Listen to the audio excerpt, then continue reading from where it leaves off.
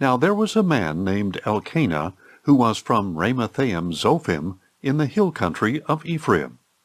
He was the son of Jeroham, the son of Elihu, the son of Tohu, the son of Zoph, an Ephraimite. He had 2 wives, one named Hannah, and the other Peninnah. And Peninnah had children, but Hannah had none. Year after year Elkanah would go up from his city to worship and sacrifice to the Lord of hosts at Shiloh, where Eli's 2 sons, Hophni and Phinehas, were priests to the Lord. And whenever the day came for Elkanah to present his sacrifice, he would give portions to his wife Peninnah and to all her sons and daughters. But to Hannah he would give a double portion, for he loved her even though the Lord had closed her womb. Because the Lord had closed Hannah's womb, her rival would provoke her and taunt her viciously. And this went on year after year. Whenever Hannah went up to the house of the Lord, her rival taunted her until she wept and would not eat. "Hannah, why are you crying?" her husband Elkanah asked. "Why won't you eat? Why is your heart so grieved? Am I not better to you than 10 sons?" So after they had finished eating and drinking in Shiloh, Hannah stood up. Now Eli the priest was sitting on a chair by the doorpost of the temple of the Lord. In her bitter distress, Hannah prayed to the Lord and wept with many tears. And she made a vow, pleading, "O Lord of hosts, if only you will look upon the affliction of your maidservant and remember me, not forgetting your maidservant, but giving her a son, then I will dedicate him to the Lord all the days of his life, and no razor shall ever come over his head." As Hannah kept on praying before the Lord, Eli watched her mouth. Hannah was praying in her heart, and though her lips were moving, her voice could not be heard. So Eli thought she was drunk, and said to her, "How long will you be drunk? Put away your wine." "No, my lord," Hannah replied, "I am a woman oppressed in spirit. I have not had any wine or strong drink, but I have poured out my soul before the Lord. Do not take your servant for a wicked woman, for all this time I have been praying out of the depth of my anguish and grief." "Go in peace," Eli replied, "and may the God of Israel grant the petition you have asked of him." "May your maidservant find favor with you," said Hannah. Then she went on her way, and she began eating again, and her face was no longer downcast. The next morning Elkanah and Hannah got up early to bow in worship before the Lord, and then returned home to Ramah. And Elkanah had relations with his wife Hannah, and the Lord remembered her. So in the course of time Hannah conceived and gave birth to a son. She named him Samuel, saying, "Because I have asked for him from the Lord." Then Elkanah and all his house went up to make the annual sacrifice to the Lord and to fulfill his vow. But Hannah did not go. "After the boy is weaned," she said to her husband, "I will take him to appear before the Lord and to stay there permanently." "Do what you think is best," her husband Elkanah replied, "and stay here until you have weaned him. Only may the Lord confirm his word." So Hannah stayed and nursed her son until she had weaned him. Once she had weaned him, Hannah took the boy with her, along with a 3-year-old bull, an ephah of flour, and a skin of wine. Though the boy was still young, she brought him to the house of the Lord at Shiloh. And when they had slaughtered the bull, they brought the boy to Eli. "Please, my lord," said Hannah, "as surely as you live, my lord, I am the woman who stood here beside you praying to the Lord. I prayed for this boy, and since the Lord has granted me what I asked of him, I now dedicate the boy to the Lord. For as long as he lives, he is dedicated to the Lord." So they worshipped the Lord there.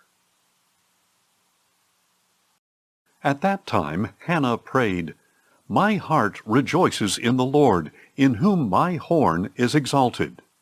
My mouth speaks boldly against my enemies, for I rejoice in your salvation. There is no one holy like the Lord. Indeed, there is no one besides you, and there is no rock like our God. Do not boast so proudly, or let arrogance come from your mouth. For the Lord is a God who knows, and by him actions are weighed.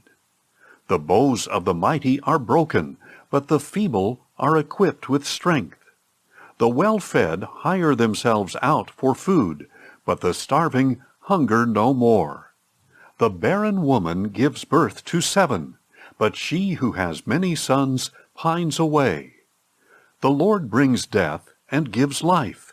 He brings down to Sheol and raises up. The Lord sends poverty and wealth. He humbles and he exalts. He raises the poor from the dust and lifts the needy from the ash heap. He seats them among princes and bestows on them a throne of honor. For the foundations of the earth are the Lord's, and upon them he has set the world. He guards the steps of his faithful ones, but the wicked perish in darkness. For by his own strength shall no man prevail. Those who oppose the Lord will be shattered. He will thunder from heaven against them. The Lord will judge the ends of the earth, and will give power to his king. He will exalt the horn of his anointed. Then Elkanah went home to Ramah, but the boy began ministering to the Lord before Eli the priest. Now the sons of Eli were wicked men. They had no regard for the Lord or for the custom of the priests with the people. When any man offered a sacrifice, the servant of the priest would come with a 3-pronged meat fork while the meat was boiling, and plunge it into the pan or kettle or cauldron or cooking pot. And the priest would claim for himself whatever the meat fork brought up. This is how they treated all the Israelites who came to Shiloh. Even before the fat was burned, the servant of the priest would come and say to the man who was sacrificing, "Give the priest some meat to roast, because he will not accept boiled meat from you, but only raw." And if any man said to him, "The fat must be burned first, then you may take whatever you want," the servant would reply, "No, you must give it to me right now. If you refuse, I will take it by force." Thus the sin of these young men was severe in the sight of the Lord, for they were treating the Lord's offering with contempt. Now Samuel was ministering before the Lord, a boy wearing a linen ephod. Each year his mother would make him a little robe and bring it to him when she went with her husband to offer the annual sacrifice. And Eli would bless Elkanah and his wife, saying, "May the Lord give you children by this woman in place of the one she dedicated to the Lord." Then they would go home. So the Lord attended to Hannah, and she conceived and gave birth to 3 sons and 2 daughters. Meanwhile the boy Samuel grew up in the presence of the Lord. Now Eli was very old, and he heard about everything his sons were doing to all Israel, and how they were sleeping with the women who served at the entrance to the tent of meeting. "Why are you doing these things?" Eli said to his sons. "I hear about your wicked deeds from all these people. No, my sons, it is not a good report I hear circulating among the Lord's people. If a man sins against another man, God can intercede for him. But if a man sins against the Lord, who can intercede for him?" But they would not listen to their father, since the Lord intended to put them to death. And the boy Samuel continued to grow in stature and in favor with the Lord and with man. Then a man of God came to Eli and told him, "This is what the Lord says. Did I not clearly reveal myself to your father's house when they were in Egypt under Pharaoh's house? and out of all the tribes of Israel I selected your father to be my priest, to offer sacrifices on my altar, to burn incense, and to wear an ephod in my presence. I also gave to the house of your father all the offerings of the Israelites made by fire. Why then do you kick at my sacrifice and offering that I have prescribed for my dwelling place? You have honored your sons more than me, by fattening yourselves with the best of all the offerings of my people Israel. Therefore the Lord, the God of Israel, declares, I did indeed say that your house and the house of your father would walk before me forever. But now the Lord declares, Far be it from me. For I will honor those who honor me, but those who despise me will be disdained. Behold, the days are coming when I will cut off your strength and the strength of your father's house, so that no older man will be left in your house. You will see distress in my dwelling place. Despite all that is good in Israel, no one in your house will ever again reach old age. And every one of you that I do not cut off from my altar, your eyes will fail, and your heart will grieve. All your descendants will die by the sword of men. And this sign shall come to you concerning your two sons Hophni and Phinehas. They will both die on the same day. Then I will raise up for myself a faithful priest. He will do whatever is in my heart and mind. And I will build for him an enduring house, and he will walk before my anointed one for all time. And everyone left in your house will come and bow down to him for a piece of silver or a morsel of bread, pleading, Please appoint me to some priestly office so that I can eat a piece of bread. And the boy Samuel ministered to the Lord before Eli. Now in those days the word of the Lord was rare, and visions were scarce. And at that time Eli, whose eyesight had grown so dim that he could not see, was lying in his room. Before the lamp of God had gone out, Samuel was lying down in the temple of the Lord, where the ark of God was located. Then the Lord called to Samuel, and he answered, Here I am. He ran to Eli and said, Here I am, for you have called me. I did not call, Eli replied. Go back and lie down. So he went and lay down. Once again the Lord called, Samuel. So Samuel got up, went to Eli, and said, Here I am, for you have called me. My son, I did not call, Eli replied. Go back and lie down.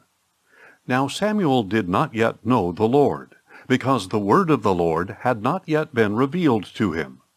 Once again, for the third time, the Lord called to Samuel. He got up, went to Eli, and said, Here I am, for you have called me. Then Eli realized that it was the Lord who was calling the boy.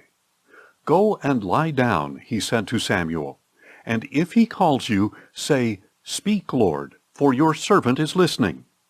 So Samuel went and lay down in his place. Then the Lord came and stood there, calling as before, Samuel, Samuel. And Samuel answered, Speak, for your servant is listening. Then the Lord said to Samuel, I am about to do something in Israel at which the ears of all who hear it will tingle. On that day I will carry out against Eli everything I have spoken about his family, from beginning to end. I told him that I would judge his house forever for the iniquity of which he knows, because his sons blasphemed God, and he did not restrain them. Therefore I have sworn to the house of Eli, the iniquity of Eli's house shall never be atoned for by sacrifice or offering. Samuel lay down until the morning. Then he opened the doors of the house of the Lord. He was afraid to tell Eli the vision, but Eli called to him and said, Samuel, my son. Here I am, answered Samuel. "What was the message he gave you?" Eli asked.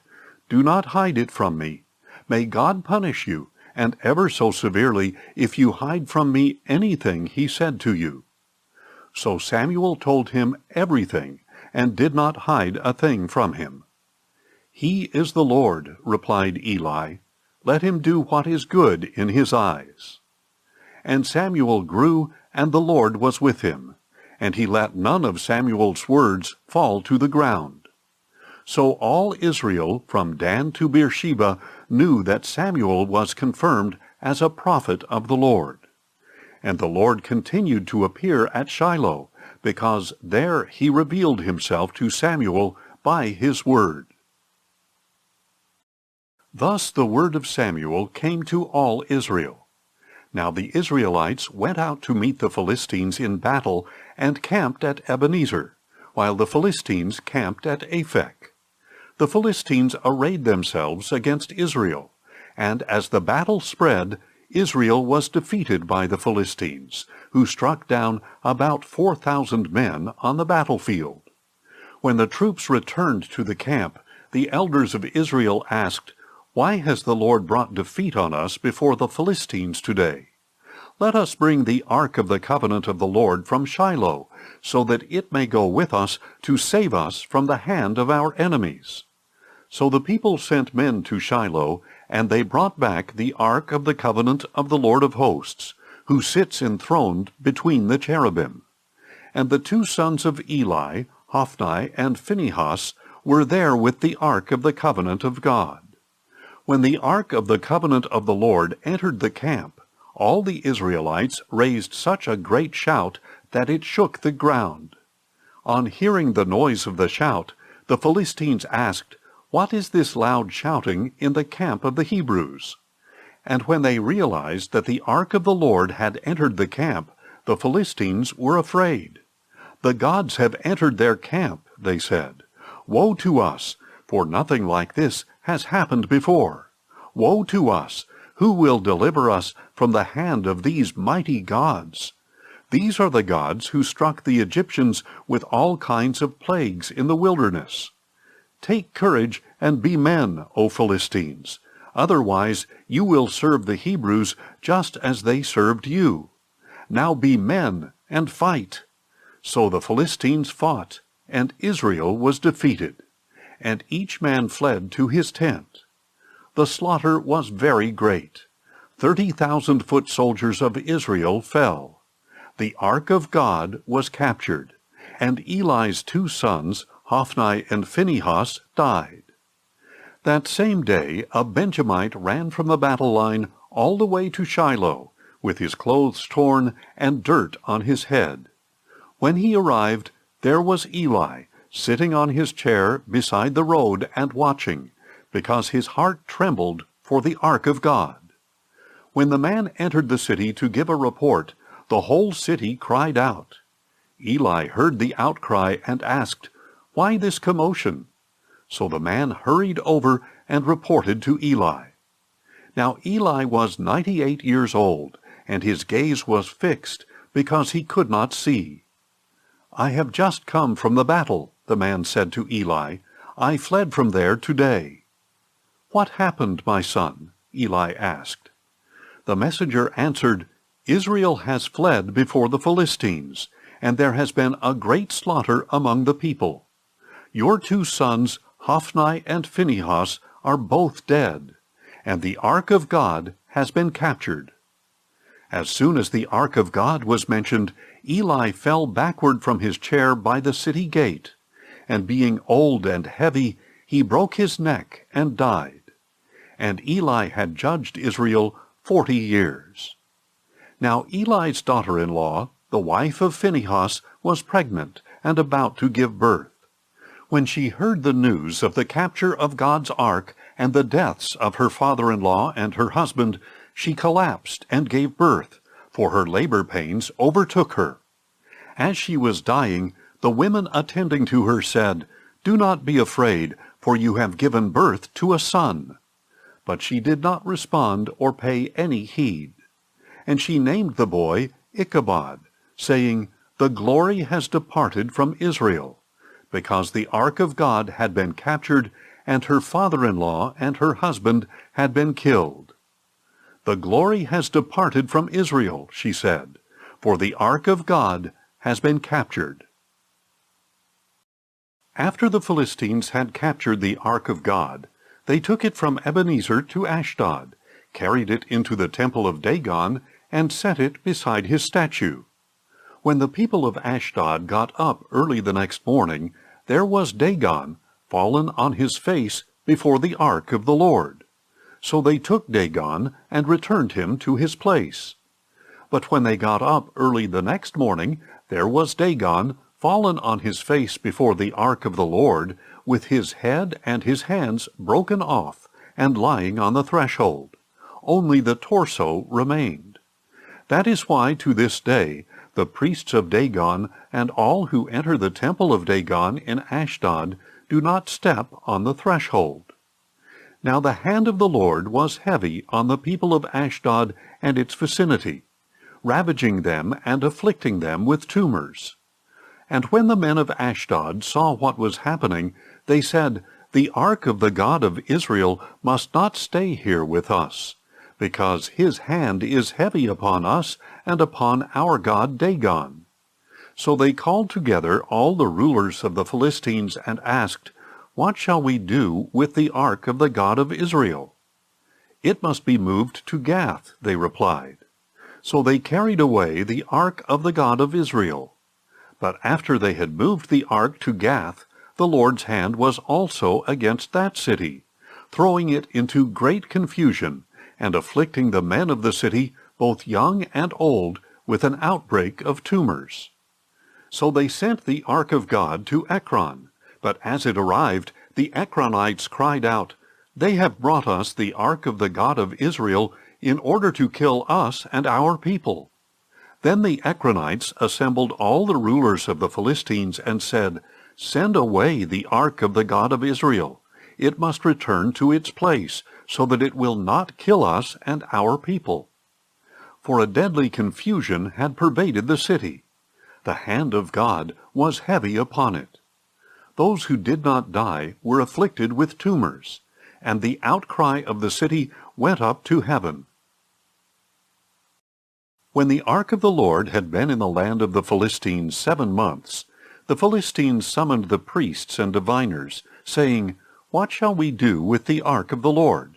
Tell us how to send it back to its place." They replied, "If you return the ark of the God of Israel, do not send it away empty, but by all means return it to him with a guilt offering. Then you will be healed, and you will understand why his hand has not been lifted from you." "What guilt offering should we send back to him?" asked the Philistines. 5 gold tumors and 5 gold rats," they said, "according to the number of rulers of the Philistines, since the same plague has struck both you and your rulers. Make images of your tumors and of the rats that are ravaging the land. Give glory to the God of Israel, and perhaps he will lift his hand from you and your gods and your land. Why harden your hearts as the Egyptians and Pharaoh hardened theirs? When he afflicted them, did they not send the people on their way as they departed? Now therefore prepare 1 new cart with 2 milk cows that have never been yoked. Hitch the cows to the cart, but take their calves away and pen them up. Take the ark of the Lord, set it on the cart, and in a chest beside it put the gold objects you are sending him as a guilt offering. Then send the ark on its way, but keep watching it. If it goes up the road to its homeland toward Beth-Shemesh, it is the Lord who has brought on us this great disaster. But if it does not, then we will know that it was not his hand that punished us, and that it happened by chance." So the men did as instructed. They took 2 milk cows, hitched them to the cart, and penned up their calves. Then they put the ark of the Lord on the cart, along with the chest containing the gold rats and the images of the tumors. And the cows headed straight up the road toward Beth-Shemesh, staying on that one highway and lowing as they went, never straying to the right or to the left. The rulers of the Philistines followed behind them to the border of Beth-Shemesh. Now the people of Beth-Shemesh were harvesting wheat in the valley, and when they looked up and saw the ark, they were overjoyed at the sight. The cart came to the field of Joshua of Beth-Shemesh, and stopped there near a large rock. The people chopped up the cart and offered the cows as a burnt offering to the Lord. And the Levites took down the ark of the Lord and the chest containing the gold objects, and they placed them on the large rock. That day the men of Beth-Shemesh offered burnt offerings and made sacrifices to the Lord. And when the 5 rulers of the Philistines saw this, they returned to Ekron that same day. As a guilt offering to the Lord, the Philistines had sent back 1 gold tumor for each city: Ashdod, Gaza, Ashkelon, Gath, and Ekron. The number of gold rats also corresponded to the number of Philistine cities belonging to the 5 rulers, the fortified cities and their outlying villages. And the large rock on which they placed the ark of the Lord stands to this day in the field of Joshua of Beth-Shemesh. But God struck down some of the people of Beth-Shemesh because they looked inside the ark of the Lord. He struck down 70 men, and the people mourned because the Lord had struck them with a great slaughter. The men of Beth-Shemesh asked, "Who can stand in the presence of the Lord, this holy God? To whom should the ark go up from here?" So they sent messengers to the people of Kiriath-Jearim, saying, "The Philistines have returned the ark of the Lord. Come down and take it up with you." Then the men of Kiriath-Jearim came for the ark of the Lord, and took it into Abinadab's house on the hill.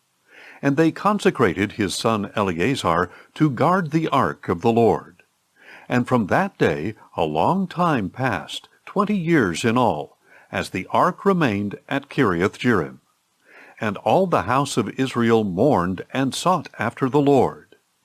Then Samuel said to all the house of Israel, "If you are returning to the Lord with all your hearts, then rid yourselves of the foreign gods and Ashtoreths among you. Prepare your hearts for the Lord, and serve him only. And he will deliver you from the hand of the Philistines." So the Israelites put away the Baals and Ashtoreths, and served only the Lord. Then Samuel said, "Gather all Israel to Mizpah, and I will pray to the Lord on your behalf." When they had gathered at Mizpah, they drew water and poured it out before the Lord. On that day they fasted, and there they confessed, "We have sinned against the Lord." And Samuel judged the Israelites at Mizpah. When the Philistines heard that the Israelites had gathered at Mizpah, their rulers marched up toward Israel. And when the Israelites learned of this, they feared the Philistines, and said to Samuel, "Do not stop crying out to the Lord our God for us, that he may save us from the hand of the Philistines." Then Samuel took a suckling lamb and offered it as a whole burnt offering to the Lord. He cried out to the Lord on behalf of Israel, and the Lord answered him. As the Philistines drew near to fight against Israel, Samuel was sacrificing the burnt offering. But that day the Lord thundered loudly against the Philistines, and threw them into such confusion that they fled before Israel. Then the men of Israel charged out of Mizpah and pursued the Philistines, striking them down all the way to an area below Beth-kar. Afterward Samuel took a stone and set it up between Mizpah and Shen. He named it Ebenezer, saying, "Thus far the Lord has helped us." So the Philistines were subdued, and they stopped invading the territory of Israel. And the hand of the Lord was against the Philistines all the days of Samuel. The cities from Ekron to Gath, which the Philistines had taken, were restored to Israel, who also delivered the surrounding territory from the hand of the Philistines. And there was peace between the Israelites and the Amorites. So Samuel judged Israel all the days of his life. Every year he would go on a circuit from Bethel to Gilgal to Mizpah, judging Israel in all these places. Then he would return to Ramah because his home was there, and there he judged Israel and built an altar to the Lord. When Samuel grew old, he appointed his sons as judges over Israel. The name of his firstborn son was Joel, and the name of his second was Abijah. They were judges in Beersheba. But his sons did not walk in his ways. They turned aside toward dishonest gain, accepting bribes and perverting justice. So all the elders of Israel gathered together and came to Samuel at Ramah.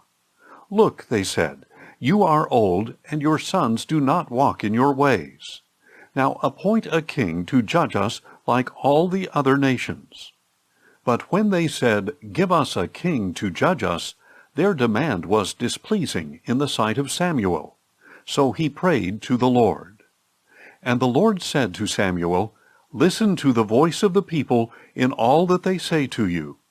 For it is not you they have rejected, but they have rejected me as their king.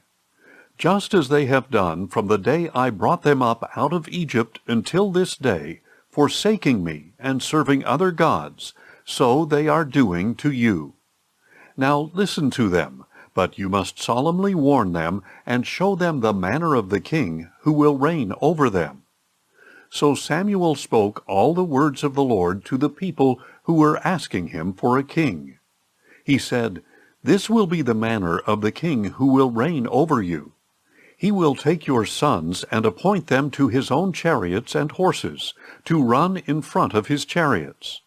He will appoint some for himself as commanders of thousands and of 50s, and others to plow his ground, to reap his harvest, to make his weapons of war, and to equip his chariots.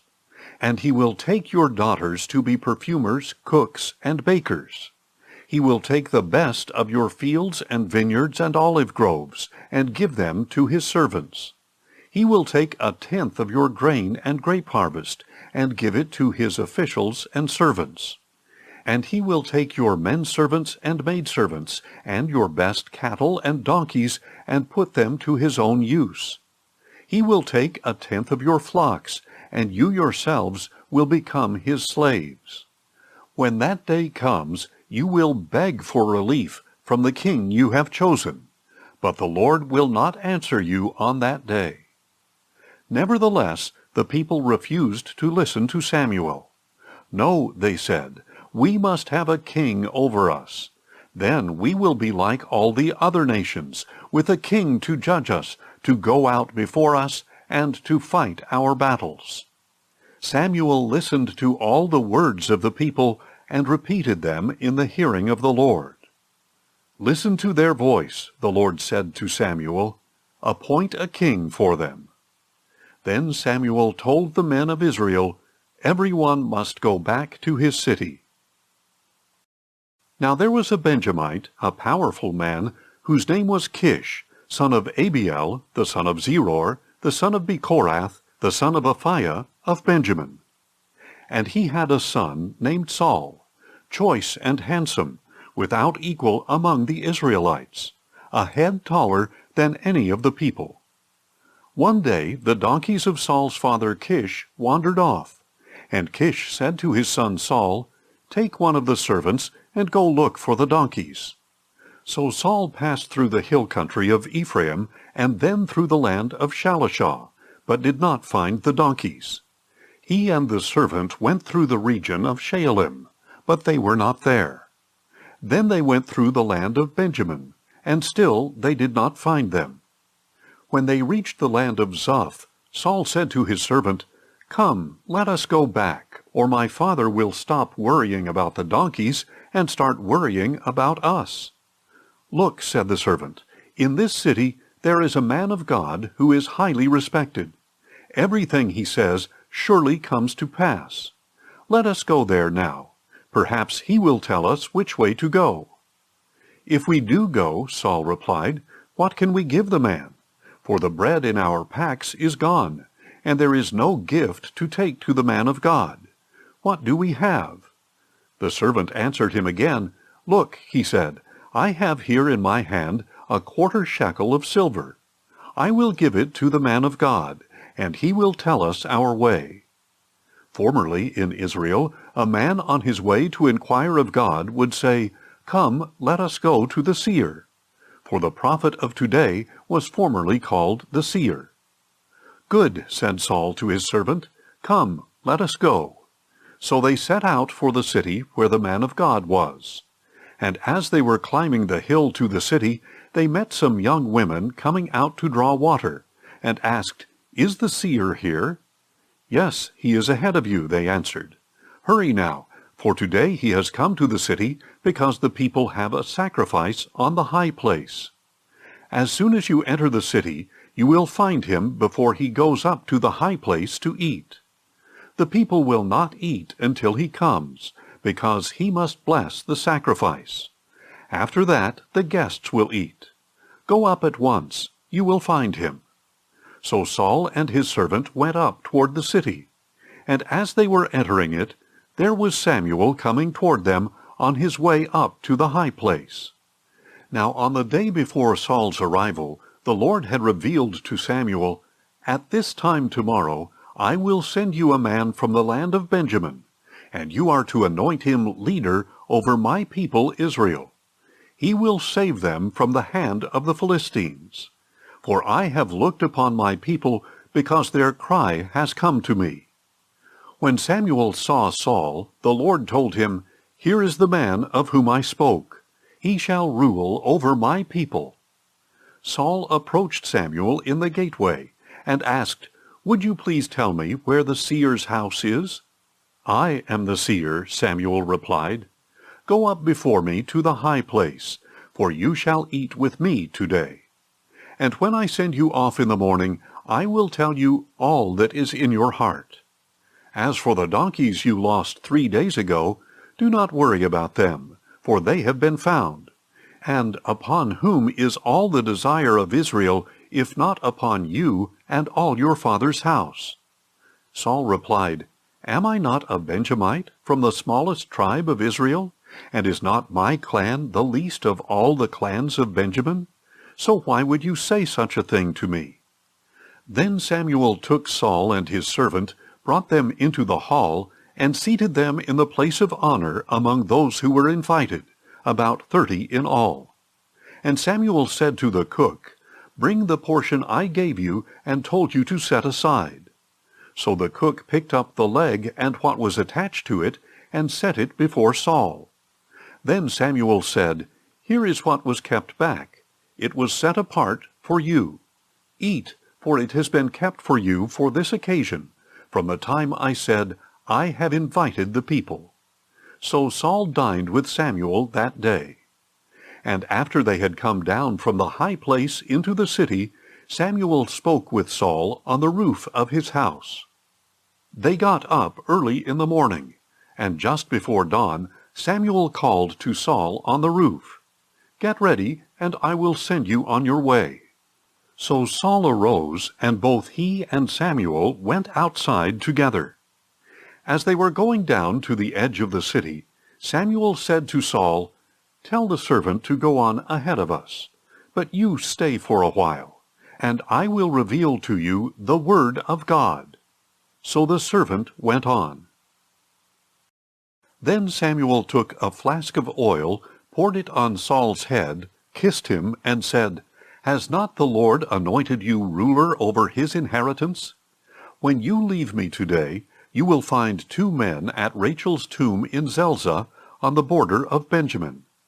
They will say to you, 'The donkeys you seek have been found,' and now your father has stopped worrying about the donkeys and started worrying about you, asking, 'What should I do about my son?' Then you will go on from there until you come to the oak of Tabor.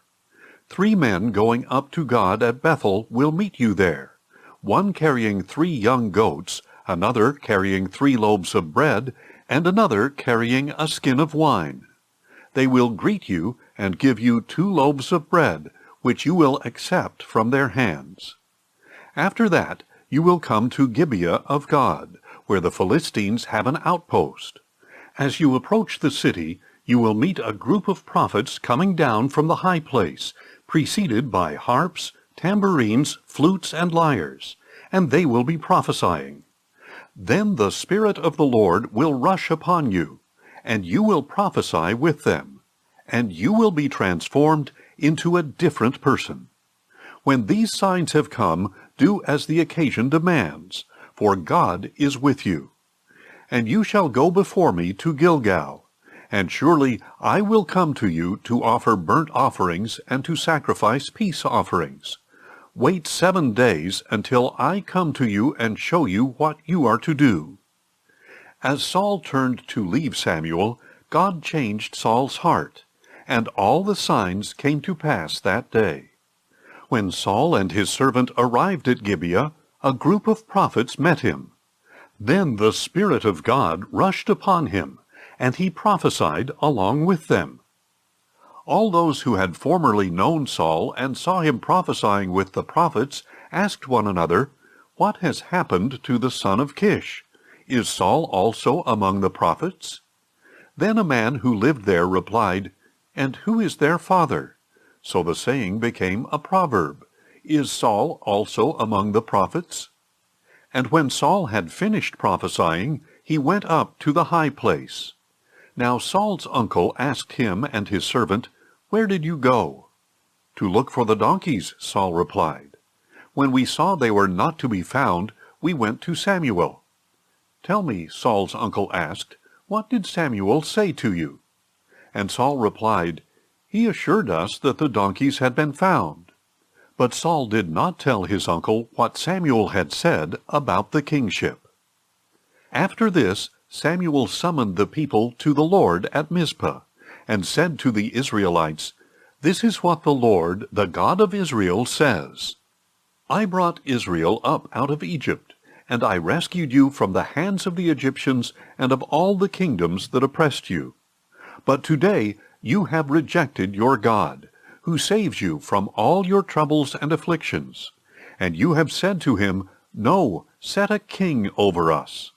Now therefore present yourselves before the Lord by your tribes and clans." Thus Samuel had all the tribes of Israel come forward, and the tribe of Benjamin was selected. Then he had the tribe of Benjamin come forward by its clans, and the clan of Matri was selected. Finally, Saul, son of Kish, was selected. But when they looked for him, they could not find him. So again they inquired of the Lord, "Has the man come here yet?" And the Lord replied, "Behold, he has hidden himself among the baggage." So they ran and brought Saul, and when he stood among the people, he was a head taller than any of the others. Samuel said to all the people, "Do you see the one the Lord has chosen?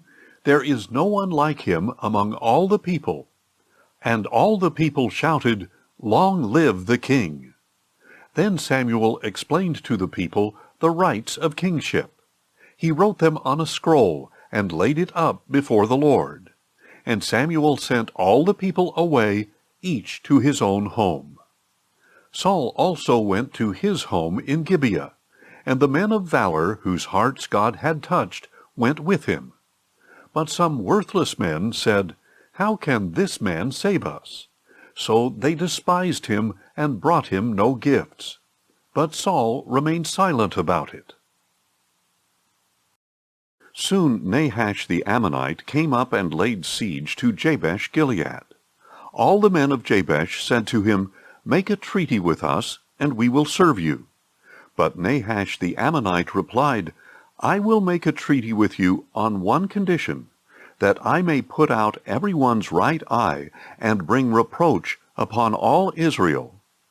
"Hold off for 7 days," replied the elders of Jabesh, "and let us send messengers throughout Israel. If there is no one to save us, we will surrender to you." When the messengers came to Gibeah of Saul and relayed these words in the hearing of the people, they all wept aloud. Just then Saul was returning from the field behind his oxen. "What troubles the people?" asked Saul. "Why are they weeping?" And they relayed to him the words of the men from Jabesh. When Saul heard their words, the Spirit of God rushed upon him, and he burned with great anger. He took a pair of oxen, cut them into pieces, and sent them by messengers throughout the land of Israel, proclaiming, "This is what will be done to the oxen of anyone who does not march behind Saul and Samuel." Then the terror of the Lord fell upon the people, and they turned out as one man. And when Saul numbered them at Bezek, there were 300,000 Israelites and 30,000 men of Judah. So they said to the messengers who had come, "Tell the men of Jabesh-Gilead, deliverance will be yours tomorrow by the time the sun is hot." And when the messengers relayed this to the men of Jabesh, they rejoiced. Then the men of Jabesh said to Nahash, "Tomorrow we will come out, and you can do with us whatever seems good to you." The next day Saul organized the troops into 3 divisions, and during the morning watch they invaded the camp of the Ammonites and slaughtered them until the hottest part of the day. And the survivors were so scattered that no 2 of them were left together. Then the people said to Samuel, "Who said that Saul should not reign over us? Bring those men here so we can kill them." But Saul ordered, "No one shall be put to death this day, for today the Lord has worked salvation in Israel." Then Samuel said to the people, "Come, let us go to Gilgal and renew the kingship there." So all the people went to Gilgal and confirmed Saul as king in the presence of the Lord. There they sacrificed peace offerings before the Lord, and Saul and all the Israelites rejoiced greatly. Then Samuel said to all Israel, "I have listened to your voice in all that you have said to me, and I have set over you a king. Now here is the king walking before you, and I am old and gray, and my sons are here with you. I have walked before you from my youth until this day. Here I am. Bear witness against me before the Lord and before his anointed. Whose ox or donkey have I taken? Whom have I cheated or oppressed? From whose hand have I accepted a bribe and closed my eyes? Tell me, and I will restore it to you." "You have not wronged us or oppressed us," they replied, "nor have you taken anything from the hand of man." Samuel said to them, "The Lord is a witness against you, and his anointed is a witness today, that you have not found anything in my hand." "He is a witness," they replied. Then Samuel said to the people, "The Lord is the one who appointed Moses and Aaron, and who brought your fathers up out of the land of Egypt. Now present yourselves so that I may confront you before the Lord with all the righteous acts he has done for you and your fathers. When Jacob went to Egypt, your fathers cried out to the Lord, and he sent them Moses and Aaron, who brought your fathers out of Egypt and settled them in this place. But they forgot the Lord their God, and he sold them into the hand of Sisera, the commander of the army of Hazor, and into the hands of the Philistines and the king of Moab, who fought against them. Then they cried out to the Lord, and said, We have sinned, for we have forsaken the Lord, and served the Baals and Ashtoreths. Now deliver us from the hands of our enemies, that we may serve you. So the Lord sent Jerubbaal, Barak, Jephthah, and Samuel, and he delivered you from the hands of your enemies on every side, and you dwelt securely. But when you saw that Nahash, king of the Ammonites, was moving against you, you said to me, No, we must have a king to rule over us, even though the Lord your God was your king. Now here is the king you have chosen, the one you requested. Behold, the Lord has placed a king over you. If you fear the Lord and serve him and obey his voice, and if you do not rebel against the command of the Lord, and if both you and the king who reigns over you follow the Lord your God, then all will be well. But if you disobey the Lord, and rebel against his command, then the hand of the Lord will be against you as it was against your fathers.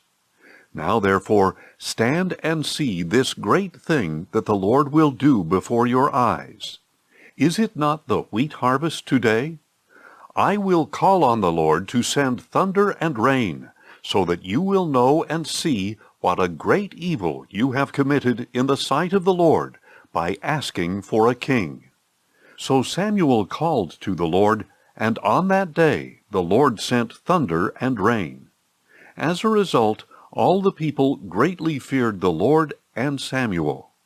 They pleaded with Samuel, "Pray to the Lord your God for your servants, so that we will not die.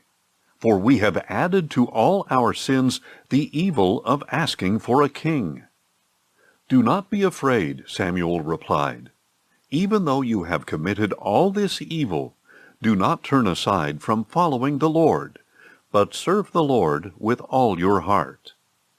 Do not turn aside after worthless things that cannot profit you or deliver you, for they are empty.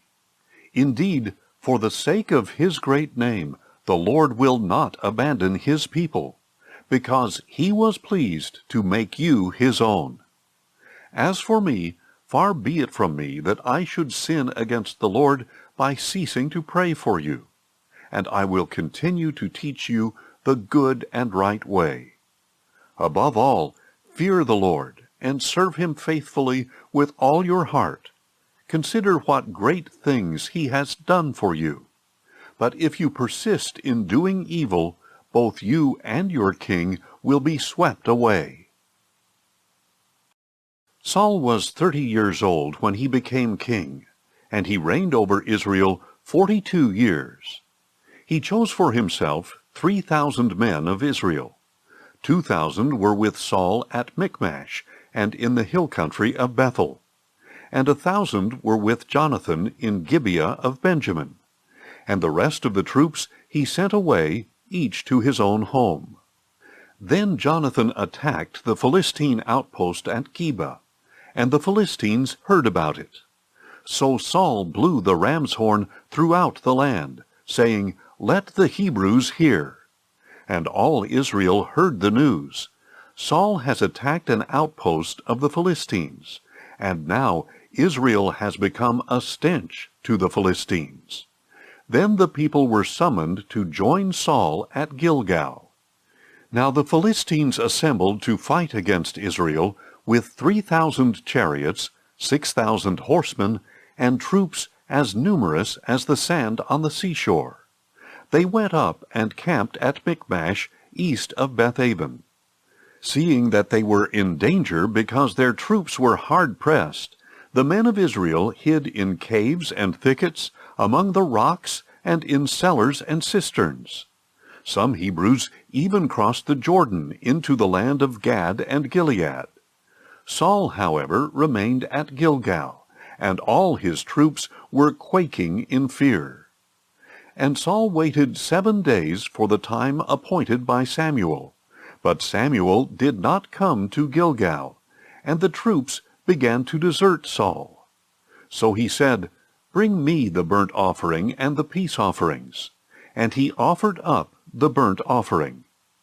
Just as he finished offering the burnt offering, Samuel arrived, and Saul went out to greet him. "What have you done?" Samuel asked. And Saul replied, "When I saw that the troops were deserting me, and that you did not come at the appointed time, and the Philistines were gathering at Michmash, I thought, now the Philistines will descend upon me at Gilgal, and I have not sought the favor of the Lord. So I felt compelled to offer the burnt offering." "You have acted foolishly," Samuel declared. "You have not kept the command that the Lord your God gave you. If you had, the Lord would have established your kingdom over Israel for all time. But now your kingdom will not endure. The Lord has sought a man after his own heart, and appointed him ruler over his people, because you have not kept the command of the Lord." Then Samuel set out from Gilgal, and went up to Gibeah in Benjamin. And Saul numbered the troops who were with him, about 600 men.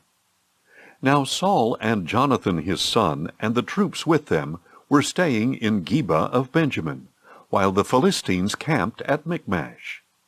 And raiders went out of the Philistine camp in 3 divisions, one headed toward Ophrah in the land of Shual, another toward Beth-horon, and the third down the border road overlooking the valley of Zeboim, facing the wilderness.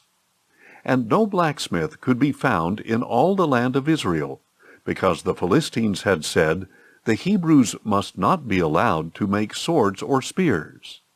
Instead, all the Israelites would go down to the Philistines to sharpen their plowshares, mattocks, axes, and sickles. The charge was a pim for sharpening a plowshare or mattock, a third of a shekel for sharpening a pitchfork or an axe, and a third of a shekel for repointing an ox goad. So on the day of battle, not a sword or spear could be found in the hands of the troops with Saul and Jonathan. Only Saul and his son Jonathan had weapons. And a garrison of the Philistines had gone out to the pass at Michmash. One day Jonathan, son of Saul, said to the young man bearing his armor, "Come, let us cross over to the Philistine outpost on the other side." But Jonathan did not tell his father. Meanwhile, Saul was staying under the pomegranate tree in Migron on the outskirts of Gibeah. And the troops who were with him numbered about 600 men, including Ahijah, who was wearing an ephod.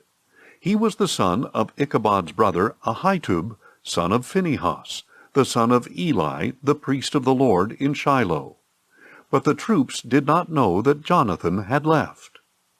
Now there were cliffs on both sides of the pass that Jonathan intended to cross to reach the Philistine outpost.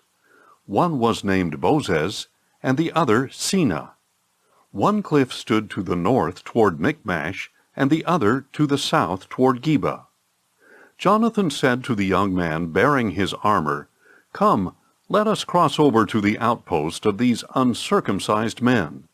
Perhaps the Lord will work on our behalf. Nothing can hinder the Lord from saving, whether by many or by few." His armor-bearer replied, "Do all that is in your heart. Go ahead, I am with you heart and soul." "Very well," said Jonathan. "We will cross over toward these men and show ourselves to them. If they say, 'Wait until we come to you,' then we will stay where we are and will not go up to them. But if they say, 'Come on up,' then we will go up, because this will be our sign that the Lord has delivered them into our hands." So the two of them showed themselves to the outpost of the Philistines, who exclaimed, "Look, the Hebrews are coming out of the holes in which they were hiding." So the men of the outpost called out to Jonathan and his armor-bearer, "Come on up, and we will teach you a lesson." "Follow me," Jonathan told his armor-bearer, "for the Lord has delivered them into the hand of Israel." So Jonathan climbed up on his hands and feet with his armor-bearer behind him. And the Philistines fell before Jonathan, and his armor-bearer followed and finished them off. In that first assault, Jonathan and his armor-bearer struck down about 20 men over half an acre of land. Then terror struck the Philistines in the camp, in the field, and among all the people. Even those in the outposts and raiding parties trembled. Indeed, the earth quaked, and panic spread from God. Now when Saul's watchmen at Gibeah in Benjamin looked and saw the troops melting away and scattering in every direction, Saul said to the troops who were with him, "Call the roll and see who has left us." And when they had called the roll, they saw that Jonathan and his armor-bearer were not there. Then Saul said to Ahijah, "Bring the ark of God," for at that time it was with the Israelites. While Saul was talking to the priest, the commotion in the Philistine camp continued to increase. So Saul said to the priest, Withdraw your hand." Then Saul and all his troops assembled and marched to the battle. And they found the Philistines in total confusion, with each man wielding the sword against his neighbor. And the Hebrews, who had previously gone up into the surrounding camps of the Philistines, now went over to the Israelites who were with Saul and Jonathan. When all the Israelites who had been hiding in the hill country of Ephraim heard that the Philistines were fleeing, they also joined Saul and Jonathan in the battle. So the Lord saved Israel that day, and the battle moved on beyond Bethaven. Now the men of Israel were in distress that day, for Saul had placed the troops under an oath, saying, "Cursed is the man who eats any food before evening, before I have taken vengeance on my enemies." So none of the troops tasted any food. Then all the troops entered the forest, and there was honey on the ground. And when they entered the forest and saw the flowing honey, not one of them put his hand to his mouth, because they feared the oath. Jonathan, however, had not heard that his father had charged the people with the oath. So he reached out the end of the staff in his hand, dipped it into the honeycomb, and put his hand to his mouth, and his eyes brightened. Then one of the soldiers told him, "Your father bound the troops with a solemn oath, saying, 'Cursed is the man who eats food today.' That is why the people are faint." "My father has brought trouble to the land," Jonathan replied. "Just look at how my eyes have brightened because I tasted a little of this honey. How much better it would have been if the troops had eaten freely today from the plunder they took from their enemies. Would not the slaughter of the Philistines have been much greater?" That day, after the Israelites had struck down the Philistines from Michmash to Aijalon, the people were very faint. So they rushed greedily to the plunder, taking sheep, cattle, and calves. They slaughtered them on the ground and ate meat with the blood still in it. Then someone reported to Saul, "Look, the troops are sinning against the Lord by eating meat with the blood still in it." "You have broken faith," said Saul. "Roll a large stone over here at once." Then he said, "Go among the troops and tell them, 'Each man must bring me his ox or his sheep, slaughter them in this place, and then eat. Do not sin against the Lord by eating meat with the blood still in it.'" So that night everyone brought his ox and slaughtered it there. Then Saul built an altar to the Lord. It was the first time he had built an altar to the Lord. And Saul said, "Let us go down after the Philistines by night, and plunder them until dawn, leaving no man alive." "Do what seems good to you," the troops replied. But the priest said, "We must consult God here." So Saul inquired of God, "Shall I go down after the Philistines? Will you give them into the hand of Israel?" But God did not answer him that day. Therefore Saul said, "Come here, all you leaders of the troops, and let us investigate how this sin has occurred today. As surely as the Lord who saves Israel lives, even if it is my son Jonathan, he must die." But not one of the troops said a word. Then Saul said to all Israel, "You stand on one side, and I and my son Jonathan will stand on the other side." "Do what seems good to you," the troops replied. So Saul said to the Lord, the God of Israel, "Why have you not answered your servant this day? If the fault is with me or my son Jonathan, respond with Urim. But if the fault is with the men of Israel, respond with Thummim." And Jonathan and Saul were selected, but the people were cleared of the charge. Then Saul said, "Cast the lot between me and my son Jonathan." And Jonathan was selected. "Tell me what you have done," Saul commanded him. So Jonathan told him, "I only tasted a little honey with the end of the staff that was in my hand. And now I must die?" And Saul declared, "May God punish me, and ever so severely, if you, Jonathan, do not surely die." But the people said to Saul, "Must Jonathan die, he who accomplished such a great deliverance for Israel? Never! As surely as the Lord lives, not a hair of his head will fall to the ground, for with God's help he has accomplished this today." So the people rescued Jonathan, and he did not die. Then Saul gave up his pursuit of the Philistines, and the Philistines returned to their own land. After Saul had assumed the kingship over Israel, he fought against all his enemies on every side: the Moabites, the Ammonites, the Edomites, the kings of Zobah, and the Philistines.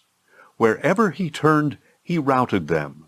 He fought valiantly and defeated the Amalekites, delivering Israel from the hands of its plunderers. Now the sons of Saul were Jonathan, Ishvi, and Malchishua.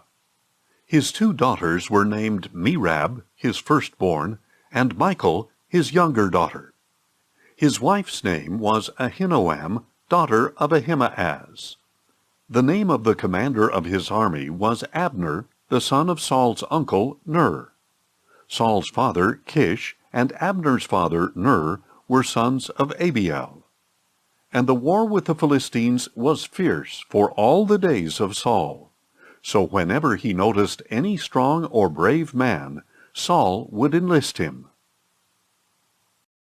Then Samuel said to Saul, "The Lord sent me to anoint you king over his people Israel. Now therefore listen to the words of the Lord. This is what the Lord of hosts says.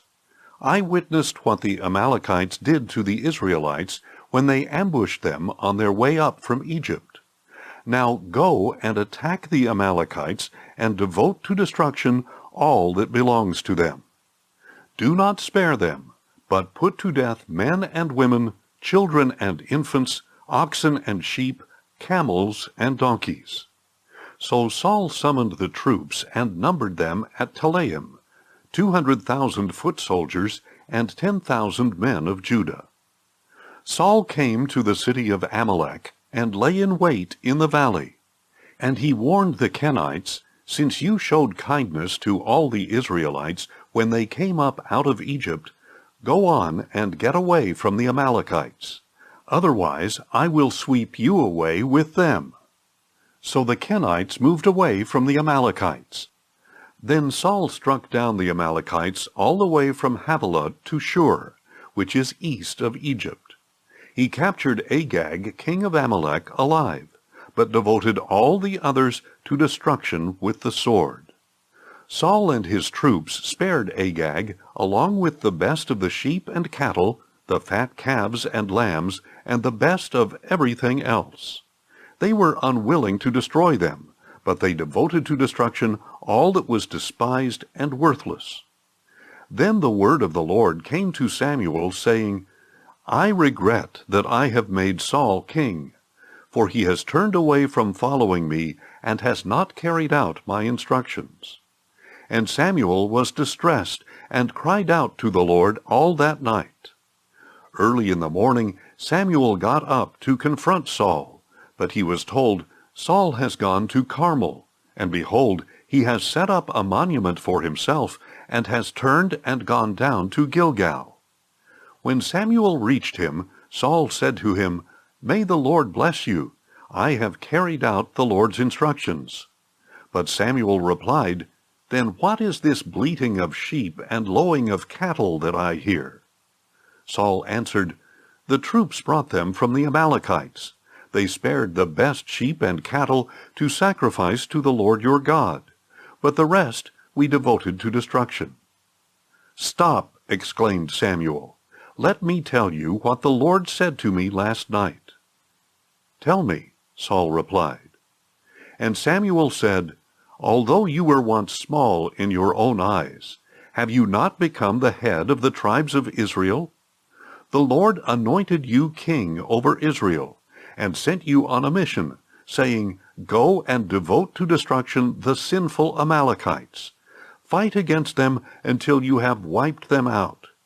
So why did you not obey the Lord? Why did you rush upon the plunder and do evil in the sight of the Lord?" "But I did obey the Lord," Saul replied. "I went on the mission that the Lord gave me. I brought back Agag, king of Amalek, and devoted the Amalekites to destruction. The troops took sheep and cattle from the plunder, the best of the things devoted to destruction, in order to sacrifice them to the Lord your God at Gilgal." But Samuel declared, "Does the Lord delight in burnt offerings and sacrifices as much as in obedience to his voice? Behold, obedience is better than sacrifice, and attentiveness is better than the fat of rams. For rebellion is like the sin of divination, and arrogance is like the wickedness of idolatry. Because you have rejected the word of the Lord, he has rejected you as king." Then Saul said to Samuel, "I have sinned. I have transgressed the Lord's commandment and your instructions, because I feared the people and obeyed their voice. Now therefore, please forgive my sin and return with me, so I can worship the Lord." "I will not return with you," Samuel replied, "for you have rejected the word of the Lord, and he has rejected you as king over Israel." As Samuel turned to go, Saul grabbed the hem of his robe, and it tore. So Samuel said to him, "The Lord has torn the kingdom of Israel from you today, and has given it to your neighbor who is better than you. Moreover, the glory of Israel does not lie or change his mind, for he is not a man that he should change his mind." "I have sinned," Saul replied. "Please honor me now before the elders of my people and before Israel. Come back with me, so that I may worship the Lord your God." So Samuel went back with Saul, and Saul worshipped the Lord. Then Samuel said, "Bring me Agag, king of the Amalekites." Agag came to him cheerfully, for he thought, "Surely the bitterness of death is past." But Samuel declared, "As your sword has made women childless, so your mother will be childless among women." And Samuel hacked Agag to pieces before the Lord at Gilgal. Then Samuel went to Ramah, but Saul went up to his home in Gibeah of Saul. And to the day of his death Samuel never again visited Saul. Samuel mourned for Saul, and the Lord regretted that he had made Saul king over Israel. Now the Lord said to Samuel, "How long are you going to mourn for Saul, since I have rejected him as king over Israel? Fill your horn with oil and go. I am sending you to Jesse of Bethlehem, for I have selected from his sons a king for myself." "How can I go?" Samuel asked. "Saul will hear of it and kill me." The Lord answered, "Take a heifer with you and say, 'I have come to sacrifice to the Lord.' Then invite Jesse to the sacrifice, and I will show you what you are to do. You are to anoint for me the one I indicate." So Samuel did what the Lord had said, and went to Bethlehem. When the elders of the town met him, they trembled and asked, "Do you come in peace?" "In peace," he replied. "I have come to sacrifice to the Lord. Consecrate yourselves and come with me to the sacrifice." Then he consecrated Jesse and his sons and invited them to the sacrifice. When they arrived, Samuel saw Eliab and said, "Surely here before the Lord is his anointed." But the Lord said to Samuel, "Do not consider his appearance or height, for I have rejected him. The Lord does not see as man does. For man sees the outward appearance, but the Lord sees the heart." Then Jesse called Abinadab and presented him to Samuel, who said, "The Lord has not chosen this one either." Next Jesse presented Shammah, but Samuel said, "The Lord has not chosen this one either." Thus Jesse made 7 of his sons pass before Samuel, but Samuel told him, "The Lord has not chosen any of these." And Samuel asked him, "Are these all the sons you have?" "There is still the youngest," Jesse replied, "but he is tending the sheep." "Send for him," Samuel replied, "for we will not sit down to eat until he arrives." So Jesse sent for his youngest son and brought him in. He was ruddy, with beautiful eyes and a handsome appearance. And the Lord said, "Rise and anoint him, for he is the one." So Samuel took the horn of oil and anointed him in the presence of his brothers. And the Spirit of the Lord rushed upon David from that day forward. Then Samuel set out and went to Ramah. After the Spirit of the Lord had departed from Saul, a spirit of distress from the Lord began to torment him. Saul's servant said to him, "Surely a spirit of distress from God is tormenting you. Let our Lord command your servants here to seek out someone who can skillfully play the harp. Whenever the spirit of distress from God is upon you, he is to play it, and you will be well." And Saul commanded his servants, "Find me someone who plays well, and bring him to me." One of the servants answered, "I have seen a son of Jesse of Bethlehem who knows how to play the harp. He is a mighty man of valor, a warrior, eloquent and handsome, and the Lord is with him."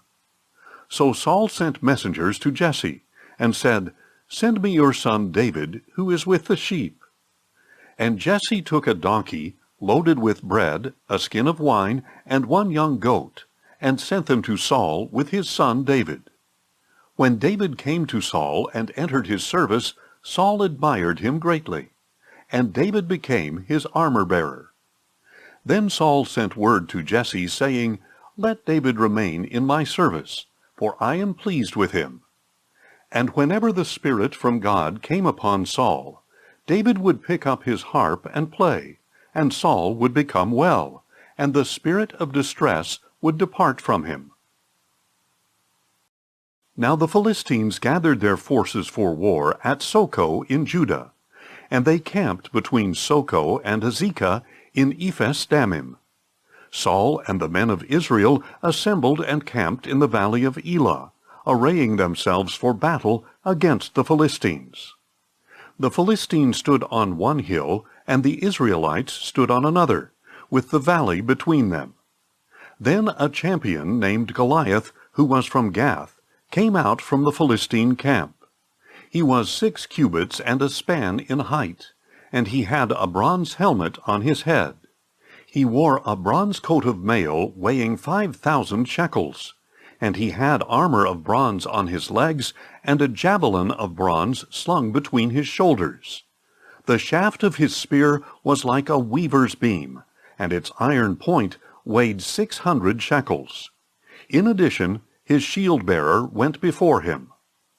And Goliath stood and shouted to the ranks of Israel, "Why do you come out and array yourselves for battle? Am I not a Philistine, and are you not servants of Saul? Choose one of your men, and have him come down against me. If he is able to fight me and kill me, then we will be your servants. But if I prevail against him and kill him, then you shall be our servants and labor for us." Then the Philistine said, "I defy the ranks of Israel this day. Give me a man to fight." On hearing the words of the Philistine, Saul and all the Israelites were dismayed and greatly afraid. Now David was the son of a man named Jesse, an Ephrathite from Bethlehem of Judah, who had 8 sons in the days of Saul. And Jesse was old and well along in years. The 3 older sons of Jesse had followed Saul into battle. The firstborn was Eliab, the second was Abinadab, and the third was Shammah, and David was the youngest. The 3 oldest had followed Saul, but David went back and forth from Saul to tend his father's sheep in Bethlehem. For 40 days the Philistine came forward every morning and evening to take his stand. One day Jesse said to his son David, "Take this ephah of roasted grain and these 10 loaves of bread for your brothers, and hurry to their camp. Take also these 10 portions of cheese to the commander of their unit. check on the welfare of your brothers and bring back an assurance from them. They are with Saul and all the men of Israel in the valley of Elah, fighting against the Philistines." So David got up early in the morning, left the flock with a keeper, loaded up, and set out as Jesse had instructed him. He reached the camp as the army was marching out to its position and shouting the battle cry. And Israel and the Philistines arrayed in formation against each other. Then David left his supplies in the care of the quartermaster and ran to the battle line. When he arrived, he asked his brothers how they were doing. And as he was speaking with them, suddenly the champion named Goliath, the Philistine from Gath, came forward from the Philistines and shouted his usual words, which David also heard. When all the men of Israel saw Goliath, they fled from him in great fear. Now the men of Israel had been saying, "Do you see this man who keeps coming out to defy Israel? To the man who kills him, the king will give great riches, and he will give him his daughter in marriage and exempt his father's house from taxation in Israel."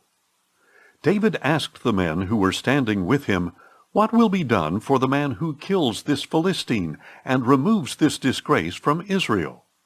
Just who is this uncircumcised Philistine that he should defy the armies of the living God?"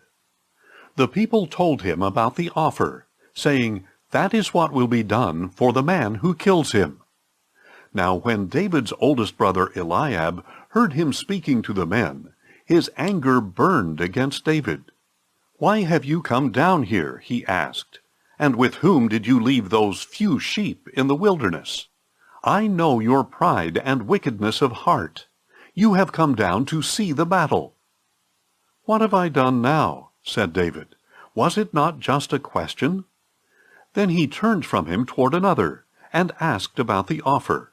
And those people answered him just as the first ones had answered.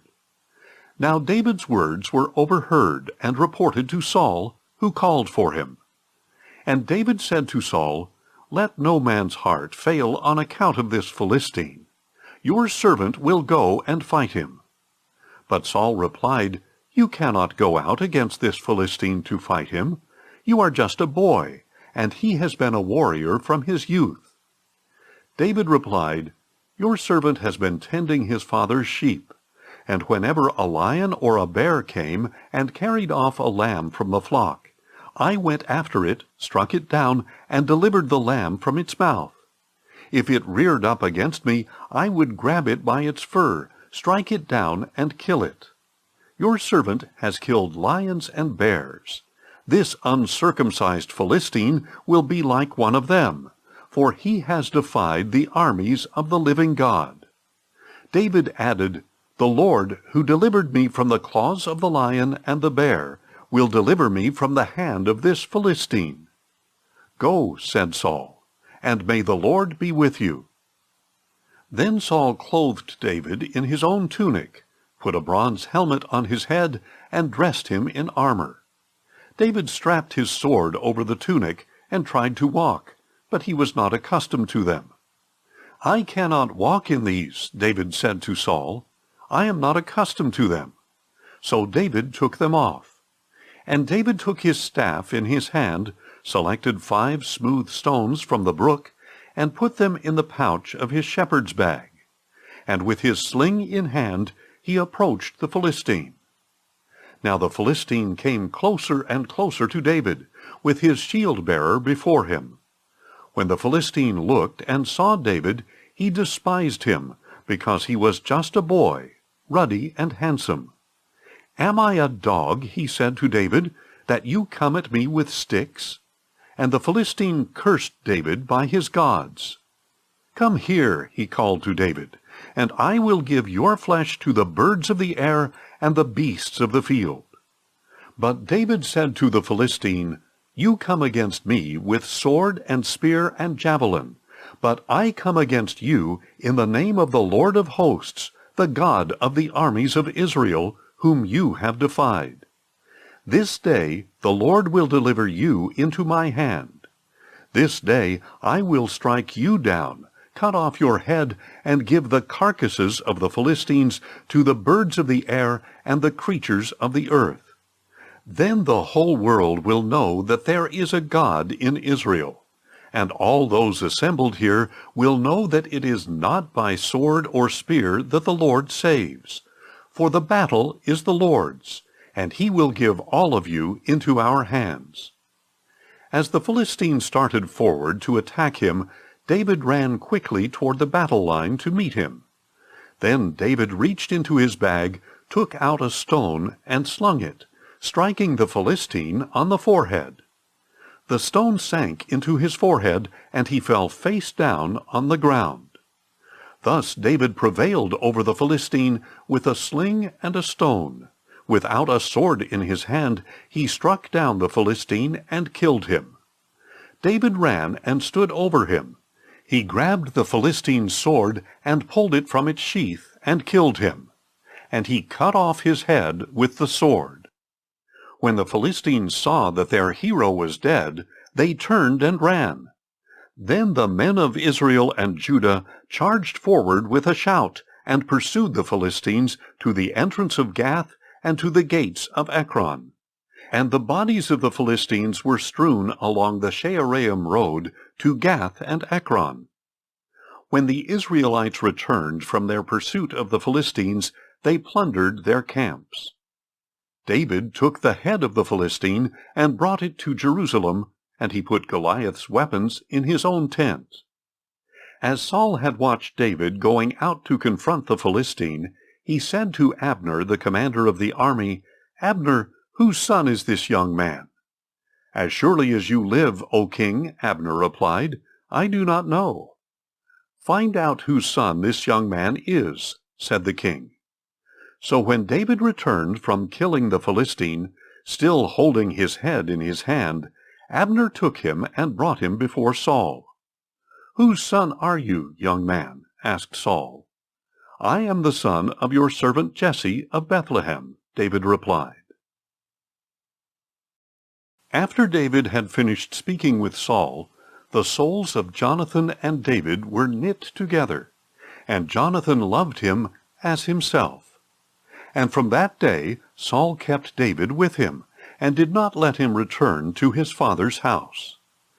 Then Jonathan made a covenant with David because he loved him as himself.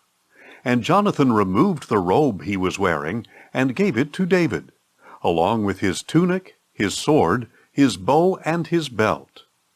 So David marched out and prospered in everything Saul sent him to do. And Saul set him over the men of war. And this was pleasing in the sight of all the people and of Saul's officers as well. As the troops were returning home after David had killed the Philistine, the women came out of all the cities of Israel to meet King Saul with singing and dancing, with joyful songs, and with tambourines and other instruments. And as the women danced, they sang out, "Saul has slain his thousands, and David his tens of thousands." And Saul was furious and resented this song. "They have ascribed tens of thousands to David," he said, "but only thousands to me. What more can he have but the kingdom?" And from that day forward, Saul kept a jealous eye on David. The next day, a spirit of distress sent from God came upon Saul, and he prophesied inside the house while David played the harp as usual. Now Saul was holding a spear, and he hurled it, thinking, "I will pin David to the wall." But David eluded him twice. So Saul was afraid of David, because the Lord was with David, but had departed from Saul. Therefore Saul sent David away, and gave him command of 1,000 men. David led the troops out to battle and back, and he continued to prosper in all his ways, because the Lord was with him. When Saul saw that David was very successful, he was afraid of him. But all Israel and Judah loved David, because he was leading them out to battle and back. Then Saul said to David, "Here is my older daughter Merab. I will give her to you in marriage. Only be valiant for me, and fight the Lord's battles." But Saul was thinking, "I need not raise my hand against him. Let the hand of the Philistines be against him." And David said to Saul, "Who am I, and what is my family or my father's clan in Israel, that I should become the son-in-law of the king?" So when it was time to give Saul's daughter Merab to David, she was given in marriage to Adriel of Meholah. Now Saul's daughter Michal loved David, and when this was reported to Saul, it pleased him. "I will give her to David," Saul thought, "so that she may be a snare to him, and the hand of the Philistines may be against him." So Saul said to David, "For a second time now you can be my son-in-law." Then Saul ordered his servants, "Speak to David privately, and tell him, 'Behold, the king is pleased with you, and all his servants love you.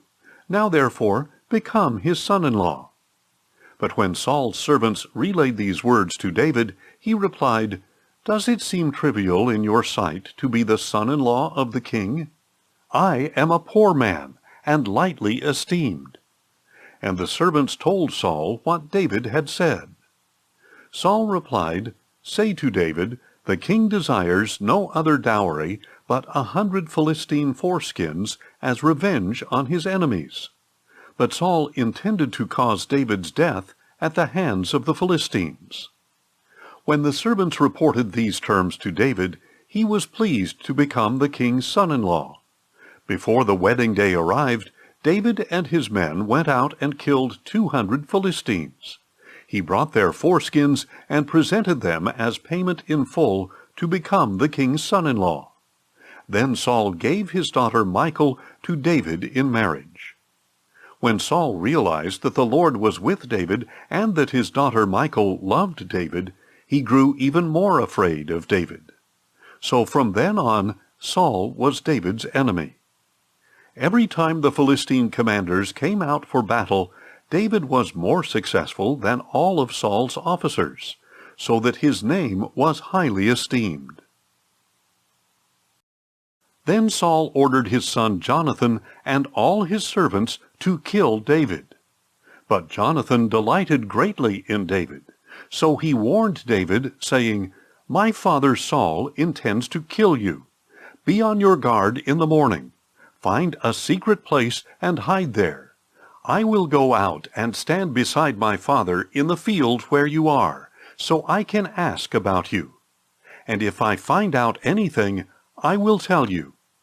Then Jonathan spoke well of David to his father Saul, and said to him, "The king should not sin against his servant David. He has not sinned against you. In fact, his actions have been highly beneficial to you. He took his life in his hands when he struck down the Philistine, and the Lord worked a great salvation for all Israel. You saw it and rejoiced. So why would you sin against innocent blood by killing David for no reason?" Saul listened to the voice of Jonathan, and swore an oath, "As surely as the Lord lives, David will not be put to death." So Jonathan summoned David and told him all these things. Then Jonathan brought David to Saul to serve him as he had before. When war broke out again, David went out and fought the Philistines and struck them with such a mighty blow that they fled before him. But as Saul was sitting in his house with his spear in his hand, a spirit of distress from the Lord came upon him. While David was playing the harp, Saul tried to pin him to the wall with his spear. But the spear struck the wall, and David eluded him, ran away, and escaped that night. Then Saul sent messengers to David's house to watch him and kill him in the morning.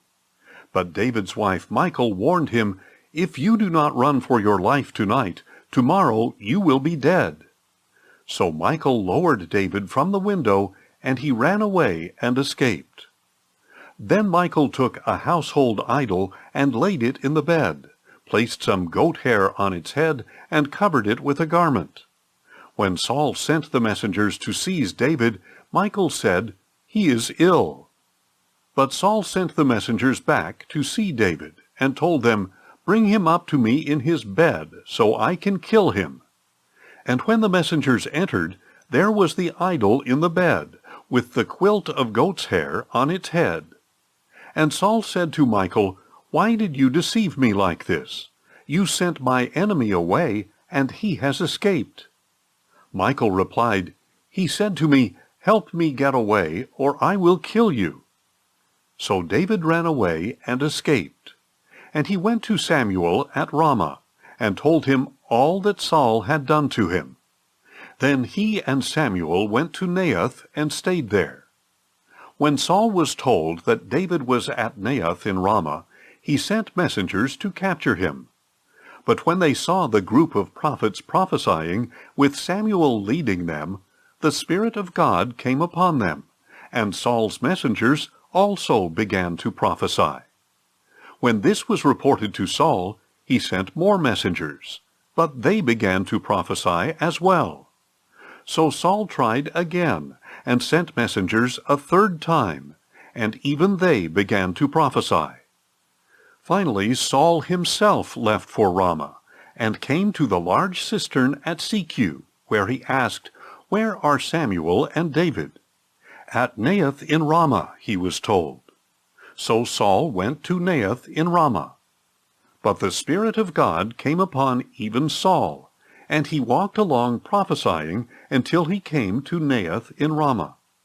Then Saul stripped off his robes and also prophesied before Samuel. And he collapsed and lay naked all that day and night. That is why it is said, "Is Saul also among the prophets?" Then David fled from Naioth in Ramah. He came to Jonathan and asked, "What have I done? What is my iniquity? How have I sinned against your father, that he wants to take my life?" "Far from it," Jonathan replied. "You will not die.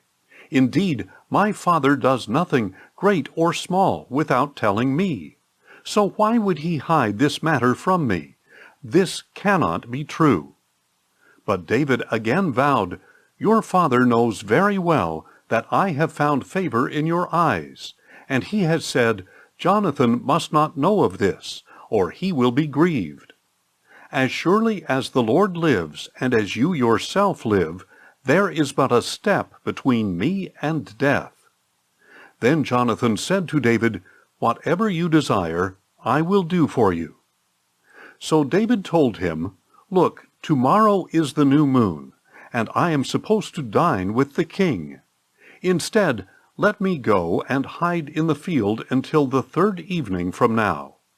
If your father misses me at all, tell him, 'David urgently requested my permission to hurry to Bethlehem, his hometown, because there is an annual sacrifice for his whole clan.' If he says, 'Good,' then your servant is safe. But if he is enraged, you will know he has evil intentions. Therefore, deal faithfully with your servant, for you have brought me into a covenant with you before the Lord. If there is iniquity in me, then kill me yourself. Why should you bring me to your father?" "Never," Jonathan replied. "If I ever found out that my father had evil intentions against you, would I not tell you?"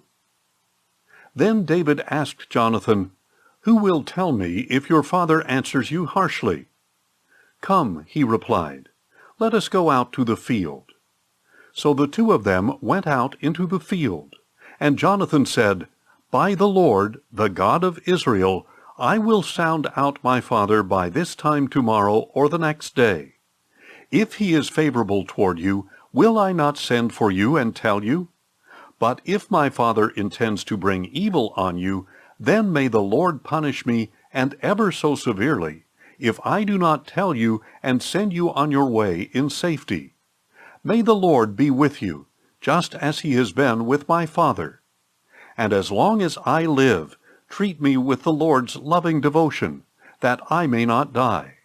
And do not ever cut off your loving devotion from my household, not even when the Lord cuts off every one of David's enemies from the face of the earth." So Jonathan made a covenant with the house of David, saying, "May the Lord hold David's enemies accountable." And Jonathan had David reaffirm his vow out of love for him. For Jonathan loved David as he loved himself.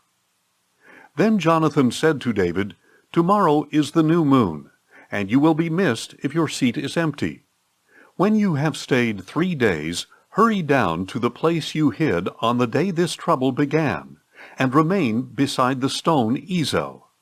I will shoot 3 arrows to the side of it, as if I were aiming at a target. Then I will send a boy and say, 'Go find the arrows.' Now, if I expressly say to him, 'Look, the arrows are on this side of you, bring them,' then come, because as surely as the Lord lives, it is safe for you, and there is no danger. But if I say to the young man, 'Look, the arrows are beyond you,' then you must go, for the Lord has sent you away. And as for the matter you and I have discussed, the Lord is a witness between you and me forever." So David hid in the field, and when the new moon had come, the king sat down to eat. He sat in his usual place by the wall, opposite Jonathan and beside Abner, but David's place was empty. Saul said nothing that day, because he thought, "Something has happened to David to make him ceremonially unclean. Surely he is unclean." But on the day after the new moon, the 2nd day, David's place was still empty. And Saul asked his son Jonathan, "Why hasn't the son of Jesse come to the meal, either yesterday or today?" Jonathan answered, "David urgently requested my permission to go to Bethlehem, saying, 'Please let me go, because our clan is holding a sacrifice in the city, and my brother has told me to be there. So now, if I have found favor in your eyes, please let me go and see my brothers.' That is why he did not come to the king's table." Then Saul's anger burned against Jonathan, and he said to him, "You son of a perverse and rebellious woman! Do I not know that you have chosen the son of Jesse to your own shame and to the disgrace of the mother who bore you? For as long as the son of Jesse lives on this earth, neither you nor your kingship shall be established. Now send for him, and bring him to me, for he must surely die." "Why must he be put to death?" Jonathan replied. "What has he done?" Then Saul hurled his spear at Jonathan to kill him. So Jonathan knew that his father was determined to kill David. Jonathan got up from the table in fierce anger, and did not eat any food that 2nd day of the month, for he was grieved by his father's shameful treatment of David. In the morning Jonathan went out to the field for the appointment with David, and a small boy was with him. He said to the boy, "Run and find the arrows I shoot." And as the boy ran, Jonathan shot an arrow beyond him. When the boy reached the place where Jonathan's arrow had fallen, Jonathan called to him, "Isn't the arrow beyond you?" Then Jonathan cried out, "Hurry, make haste, do not delay." So the boy picked up the arrow and returned to his master. But the boy did not know anything. Only Jonathan and David knew the arrangement. Then Jonathan gave his equipment to the boy and said, "Go, take it back to the city." When the young man had gone, David got up from the south side of the stone, fell face down, and bowed 3 times. Then he and Jonathan kissed each other and wept together, though David wept more. And Jonathan said to David, "Go in peace, for the 2 of us have sworn in the name of the Lord, saying, 'May the Lord be a witness between you and me, and between your descendants and mine forever.'" Then David got up and departed, and Jonathan went back into the city. Then David came to Nob, to Ahimelech the priest. And when Ahimelech met David, he trembled and asked him, "Why are you alone? Why is no one with you?" "The king has given me a mission," David replied. He told me, no one is to know about the mission or charge. And I have directed my young men to meet me at a certain place. Now then, what do you have on hand? Give me 5 loaves of bread, or whatever can be found. There is no common bread on hand, the priest replied, but there is some consecrated bread, provided that the young men have kept themselves from women. David answered, Women have indeed been kept from us, as is usual when I set out. And the equipment of the young men is holy, as it is even on common missions, and all the more at this time. So the priest gave him the consecrated bread, since there was no bread there but the bread of the presence, which had been removed from before the Lord and replaced with hot bread on the day it was taken away. Now one of Saul's servants was there that day, detained before the Lord, and his name was Doeg the Edomite, the chief shepherd for Saul. Then David asked Ahimelech, Is there not a spear or sword on hand here? For I have brought neither my sword nor my weapons with me, because the king's business was urgent. The priest replied, The sword of Goliath the Philistine, whom you killed in the valley of Elah, is here. It is wrapped in a cloth behind the ephod. If you want, you may take it, for there is no other but this one. And David said, There is none like it.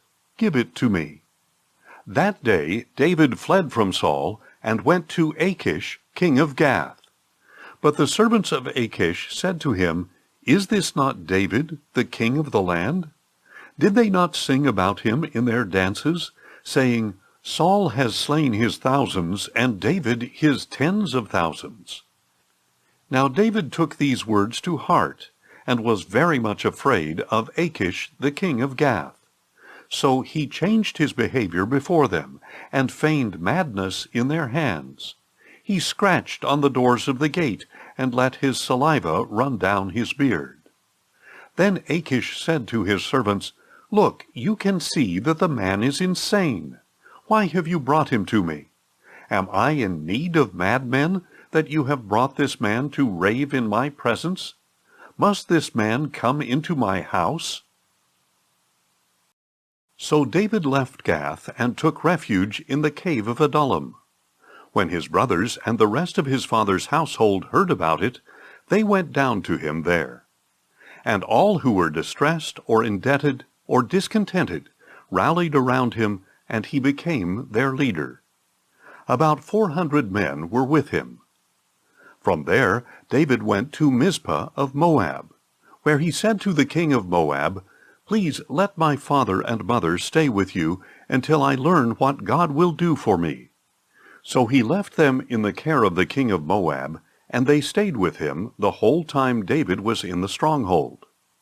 Then the prophet Gad said to David, Do not stay in the stronghold. Depart and go into the land of Judah. So David left and went to the forest of Hereth. Soon Saul learned that David and his men had been discovered.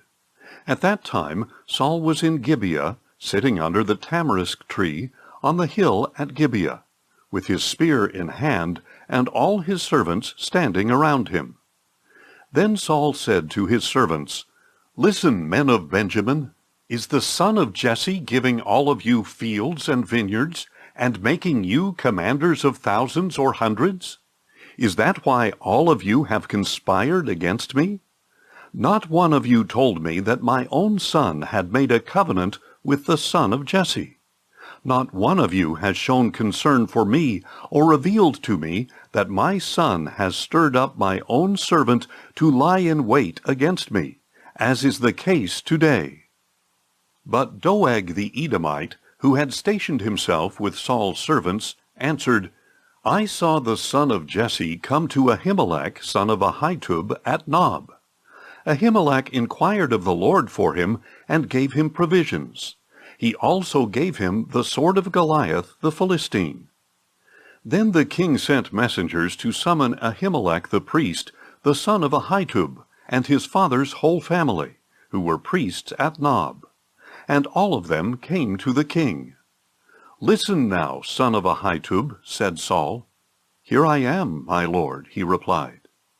And Saul asked him, "Why have you and the son of Jesse conspired against me? You gave him bread and a sword, and inquired of God for him, so that he could rise up against me to lie in wait, as he is doing today." Ahimelech answered the king, "Who among all your servants is as faithful as David, the king's son-in-law, the captain of your bodyguard, who is honored in your house? Was that day the first time I inquired of God for him? Far be it from me. Let not the king accuse your servant or any of my father's household, for your servant knew nothing of this whole affair, not in part or in whole." But the king replied, "You will surely die, Ahimelech, you and all your father's house." Then the king ordered the guards at his side, "Turn and kill the priests of the Lord, because they too sided with David. For they knew he was fleeing, but they did not tell me."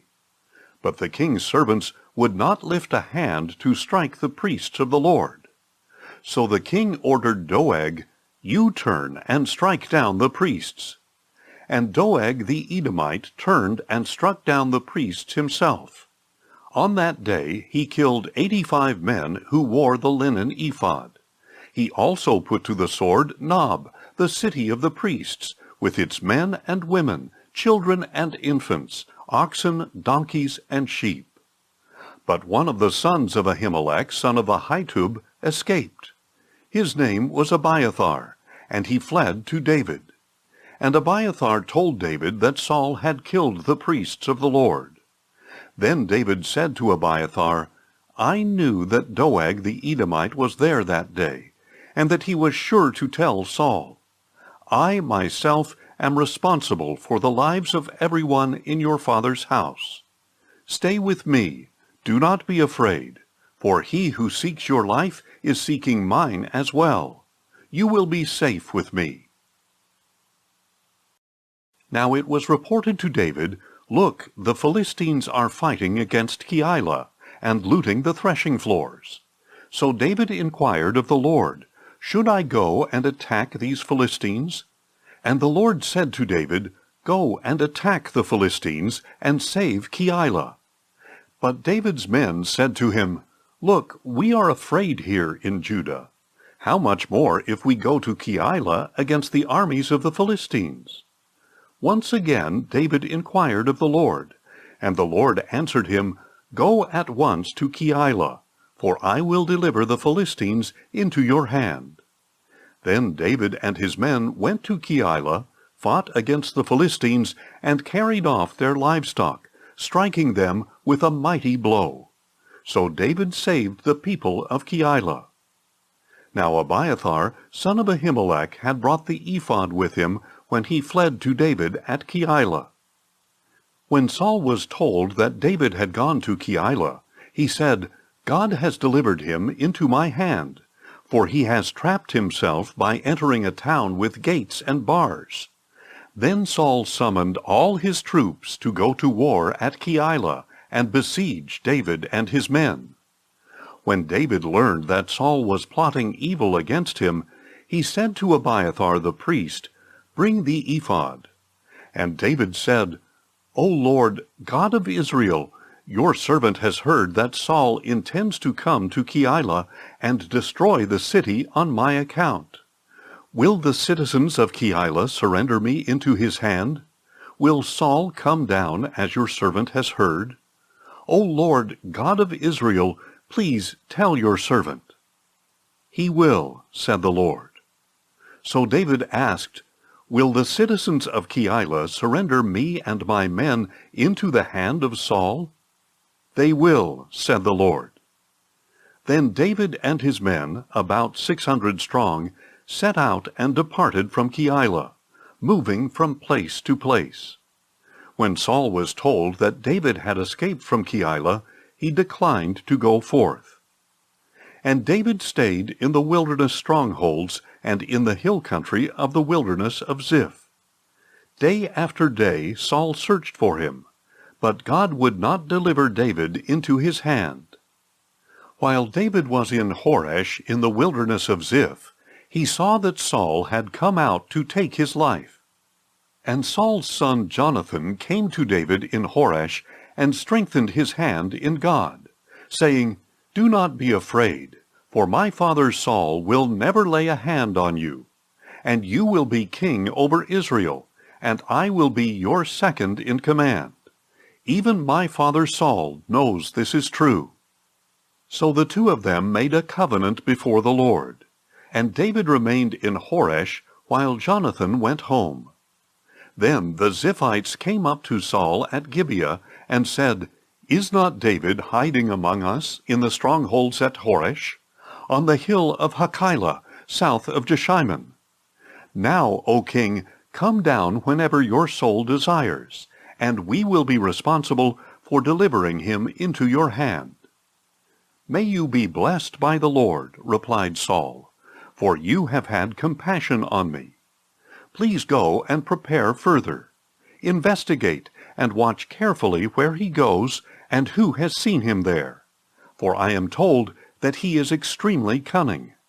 Observe and find out all the places where he hides. Then come back to me with certainty, and I will go with you. If he is in the land, I will search him out among all the clans of Judah." So they set out and went to Ziph ahead of Saul. Now David and his men were in the wilderness of Maon in the Arabah south of Jeshimon, and Saul and his men went to seek him. When David was told about it, he went down to the rock and stayed in the wilderness of Maon. And when Saul heard of this, he pursued David there. Saul was proceeding along one side of the mountain, and David and his men along the other side. Even though David was hurrying to get away, Saul and his men were closing in on David and his men to capture them. Then a messenger came to Saul, saying, "Come quickly, for the Philistines have raided the land." So Saul broke off his pursuit of David and went to meet the Philistines. That is why that place is called Selah Hammalakoth. And David went up from there and lived in the strongholds of En-gedi. After Saul had returned from pursuing the Philistines, he was told, "David is in the wilderness of En-gedi." So Saul took 3,000 chosen men from all Israel and went to look for David and his men in the region of the rocks of the wild goats. Soon Saul came to the sheepfolds along the road, where there was a cave, and he went in to relieve himself. And David and his men were hiding in the recesses of the cave. So David's men said to him, "This is the day about which the Lord said to you, 'Behold, I will deliver your enemy into your hand, that you may do with him as you wish.'" Then David crept up secretly and cut off a corner of Saul's robe. Afterward, David's conscience was stricken, because he had cut off the corner of Saul's robe. So he said to his men, "The Lord forbid that I should do such a thing to my master, the Lord's anointed. May I never lift my hand against him, since he is the Lord's anointed." With these words David restrained his men, and he did not let them rise up against Saul. Then Saul left the cave and went on his way. After that, David got up, went out of the cave, and called out to Saul, "My lord the king." When Saul looked behind him, David bowed face down in reverence, and said to Saul, "Why do you listen to the words of men who say, 'Look, David intends to harm you'? Behold, this day you have seen with your own eyes that the Lord delivered you into my hand in the cave. I was told to kill you, but I spared you and said, 'I will not lift my hand against my Lord, since he is the Lord's anointed.' See, my father, look at the corner of your robe in my hand, for I cut it off, but I did not kill you. See and know that there is no evil or rebellion in my hands. I have not sinned against you, even though you are hunting me down to take my life. May the Lord judge between you and me, and may the Lord take vengeance on you, but my hand will never be against you. As the old proverb says, wickedness proceeds from the wicked, but my hand will never be against you. Against whom has the king of Israel come out? Whom are you pursuing? A dead dog? A flea? May the Lord be our judge, and decide between you and me. May he take notice and plead my case, and deliver me from your hand.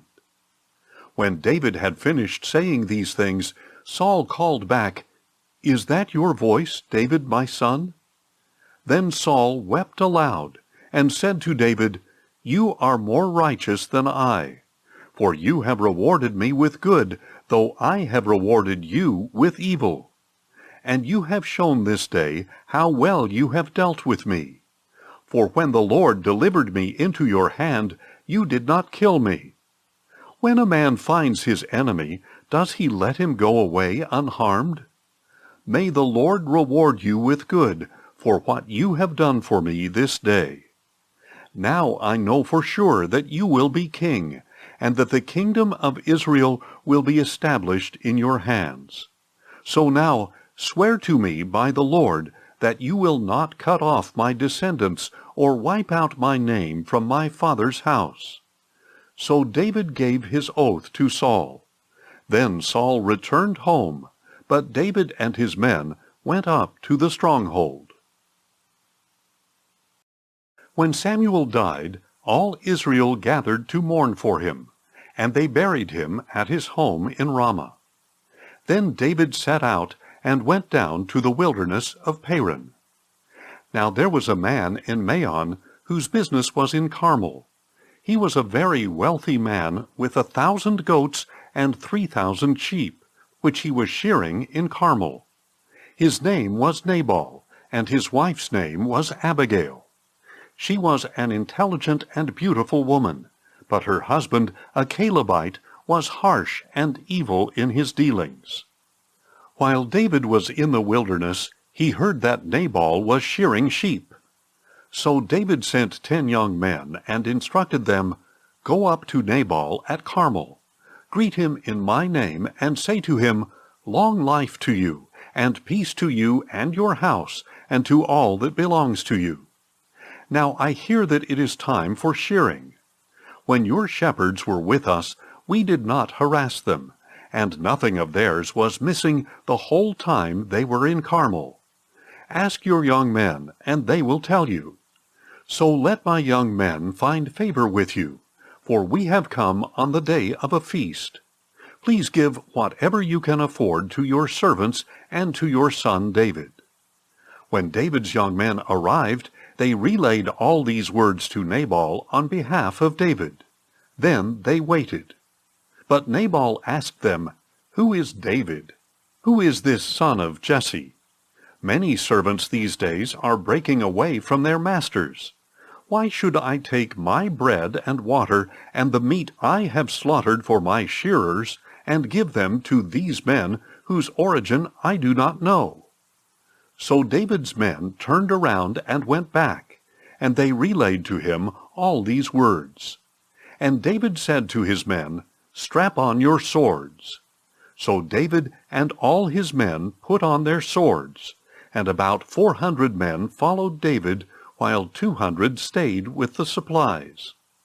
Meanwhile, one of Nabal's young men informed Nabal's wife Abigail, Look, David sent messengers from the wilderness to greet our master, but he scolded them. Yet these men were very good to us.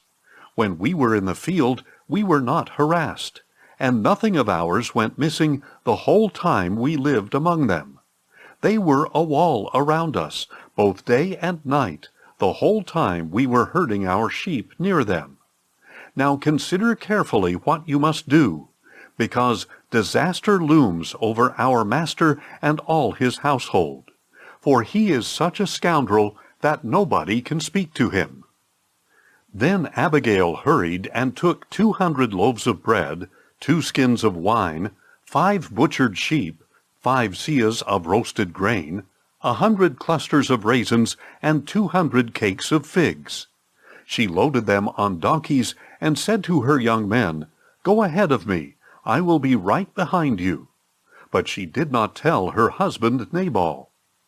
As Abigail came riding her donkey into a mountain ravine, she saw David and his men coming down toward her, and she met them. Now David had just finished saying, "In vain I have protected all that belonged to this man in the wilderness. Nothing that belongs to him has gone missing, yet he has paid me back evil for good. May God punish David, and ever so severely, if I let one of Nabal's men survive until morning." When Abigail saw David, she quickly got off the donkey, fell face down, and bowed before him. She fell at his feet and said, "My lord, may the blame be on me alone, but please let your servant speak to you. Hear the words of your servant. My lord should pay no attention to this scoundrel Nabal, for he lives up to his name. His name means fool, and folly accompanies him. I, your servant, did not see my lord's young men whom you sent. Now, my lord, as surely as the Lord lives, and you yourself live, the Lord has held you back from coming to bloodshed and avenging yourself with your own hand. May your enemies and those who seek harm for my lord be like Nabal.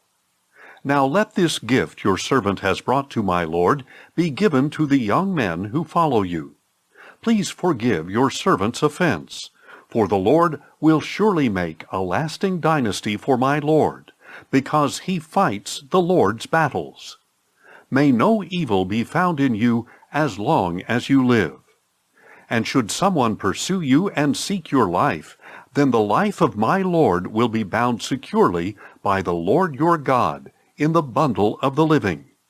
But he shall fling away the lives of your enemies like stones from a sling.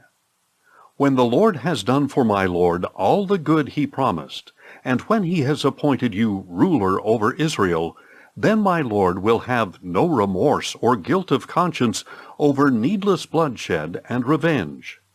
And when the Lord has dealt well with my lord, may you remember your maidservant." Then David said to Abigail, "Blessed be the Lord, the God of Israel, who sent you to meet me this day. Blessed is your discernment, and blessed are you, because today you kept me from bloodshed, and from avenging myself by my own hand. Otherwise, as surely as the Lord, the God of Israel, lives, who has restrained me from harming you, if you had not come quickly to meet me, then surely no male belonging to Nabal would have been left alive by morning light." Then David accepted from her hand what she had brought him, and he said to her, "Go home in peace. See, I have heeded your voice and granted your request." When Abigail returned to Nabal, there he was in the house, holding a feast fit for a king, in high spirits and very drunk. So she told him nothing until morning light. In the morning, when Nabal was sober, his wife told him about these events, and his heart failed within him, and he became like a stone. About 10 days later, the Lord struck Nabal dead. On hearing that Nabal was dead, David said, "Blessed be the Lord, who has upheld my cause against the reproach of Nabal, and has restrained his servant from evil. For the Lord has brought the wickedness of Nabal down upon his own head." Then David sent word to Abigail, asking for her in marriage. When his servants came to Abigail at Carmel, they said, "David has sent us to take you as his wife." She arose, then bowed face down, and said, "Here is your maidservant ready to serve, and to wash the feet of my lord's servants." So Abigail hurried and got on a donkey, and attended by 5 of her maidens, she followed David's messengers and became his wife. David had also married Ahinoam of Jezreel, so she and Abigail were both his wives. But Saul had given his daughter Michal, David's wife, to Paltai, son of Laish, who was from Galim. Then the Ziphites came to Saul at Gibeah, and said, Is not David hiding on the hill of Hachilah, opposite Jeshimon? So Saul, accompanied by 3,000 chosen men of Israel, went down to the wilderness of Ziph to search for David there. Saul camped beside the road at the hill of Hachilah, opposite Jeshimon. But David was living in the wilderness. When he realized that Saul had followed him there, David sent out spies to verify that Saul had arrived. Then David set out and went to the place where Saul had camped. He saw the place where Saul and Abner, son of Ner, the general of his army, had lain down. Saul was lying inside the inner circle of the camp, with the troops camped around him. And David asked Ahimelech the Hittite and Abishai, son of Zeruiah, Joab's brother, Who will go down with me to Saul in the camp? I will go with you, answered Abishai. That night David and Abishai came to the troops, and Saul was lying there asleep in the inner circle of the camp, with his spear stuck in the ground by his head. And Abner and the troops were lying around him. Abishai said to David, Today God has delivered your enemy into your hand. Now therefore, please let me thrust the spear through him into the ground with one stroke. I will not need to strike him twice. But David said to Abishai, Do not destroy him, for who can lift a hand against the Lord's anointed and be guiltless? David added, As surely as the Lord lives, the Lord himself will strike him down. Either his day will come and he will die, or he will go into battle and perish. But the Lord forbid that I should stretch out my hand against the Lord's anointed. Instead, take the spear and water jug by his head, and let us go. So David took the spear and water jug by Saul's head, and they departed. No one saw them or knew about it, nor did anyone wake up. They all remained asleep, because a deep sleep from the Lord had fallen on them. Then David crossed to the other side and stood atop the mountain at a distance. There was a wide gulf between them. And David shouted to the troops and to Abner, son of Ner, Will you not answer me, Abner? Who calls to the king? Abner replied. So David said to Abner, You are a man, aren't you? And who in Israel is your equal? Why then did you not protect your lord the king when one of the people came to destroy him? This thing you have done is not good. As surely as the Lord lives, all of you deserve to die, since you did not protect your Lord, the Lord's anointed. Now look around. Where are the king's spear and water jug that were by his head? Then Saul recognized David's voice and asked, Is that your voice, David, my son? It is my voice, my lord and king, David said. And he continued, Why is my lord pursuing his servant? What have I done? What evil is in my hand? Now please, may my lord the king hear the words of his servant. If the Lord has stirred you up against me, then may he accept an offering. But if men have done it, may they be cursed in the presence of the Lord. For today they have driven me away from sharing in the inheritance of the Lord, saying, Go serve other gods. So do not let my blood fall to the ground far from the presence of the Lord. For the king of Israel has come out to look for a flea, like one who hunts a partridge in the mountains. Then Saul replied, I have sinned. Come back, David, my son. I will never harm you again, because today you considered my life precious. I have played the fool and have committed a grave error. Here is the king's spear, David answered. Let one of the young men come over and get it. May the Lord repay every man for his righteousness and faithfulness. For the Lord delivered you into my hand today, but I would not stretch out my hand against the Lord's anointed. As surely as I valued your life today, so may the Lord value my life, and rescue me from all trouble." Saul said to him, "May you be blessed, David my son. You will accomplish great things, and will surely prevail." So David went on his way, and Saul returned home. David, however, said to himself, "One of these days now I will be swept away by the hand of Saul. There is nothing better for me than to escape to the land of the Philistines. Then Saul will stop searching for me all over Israel, and I will slip out of his hand."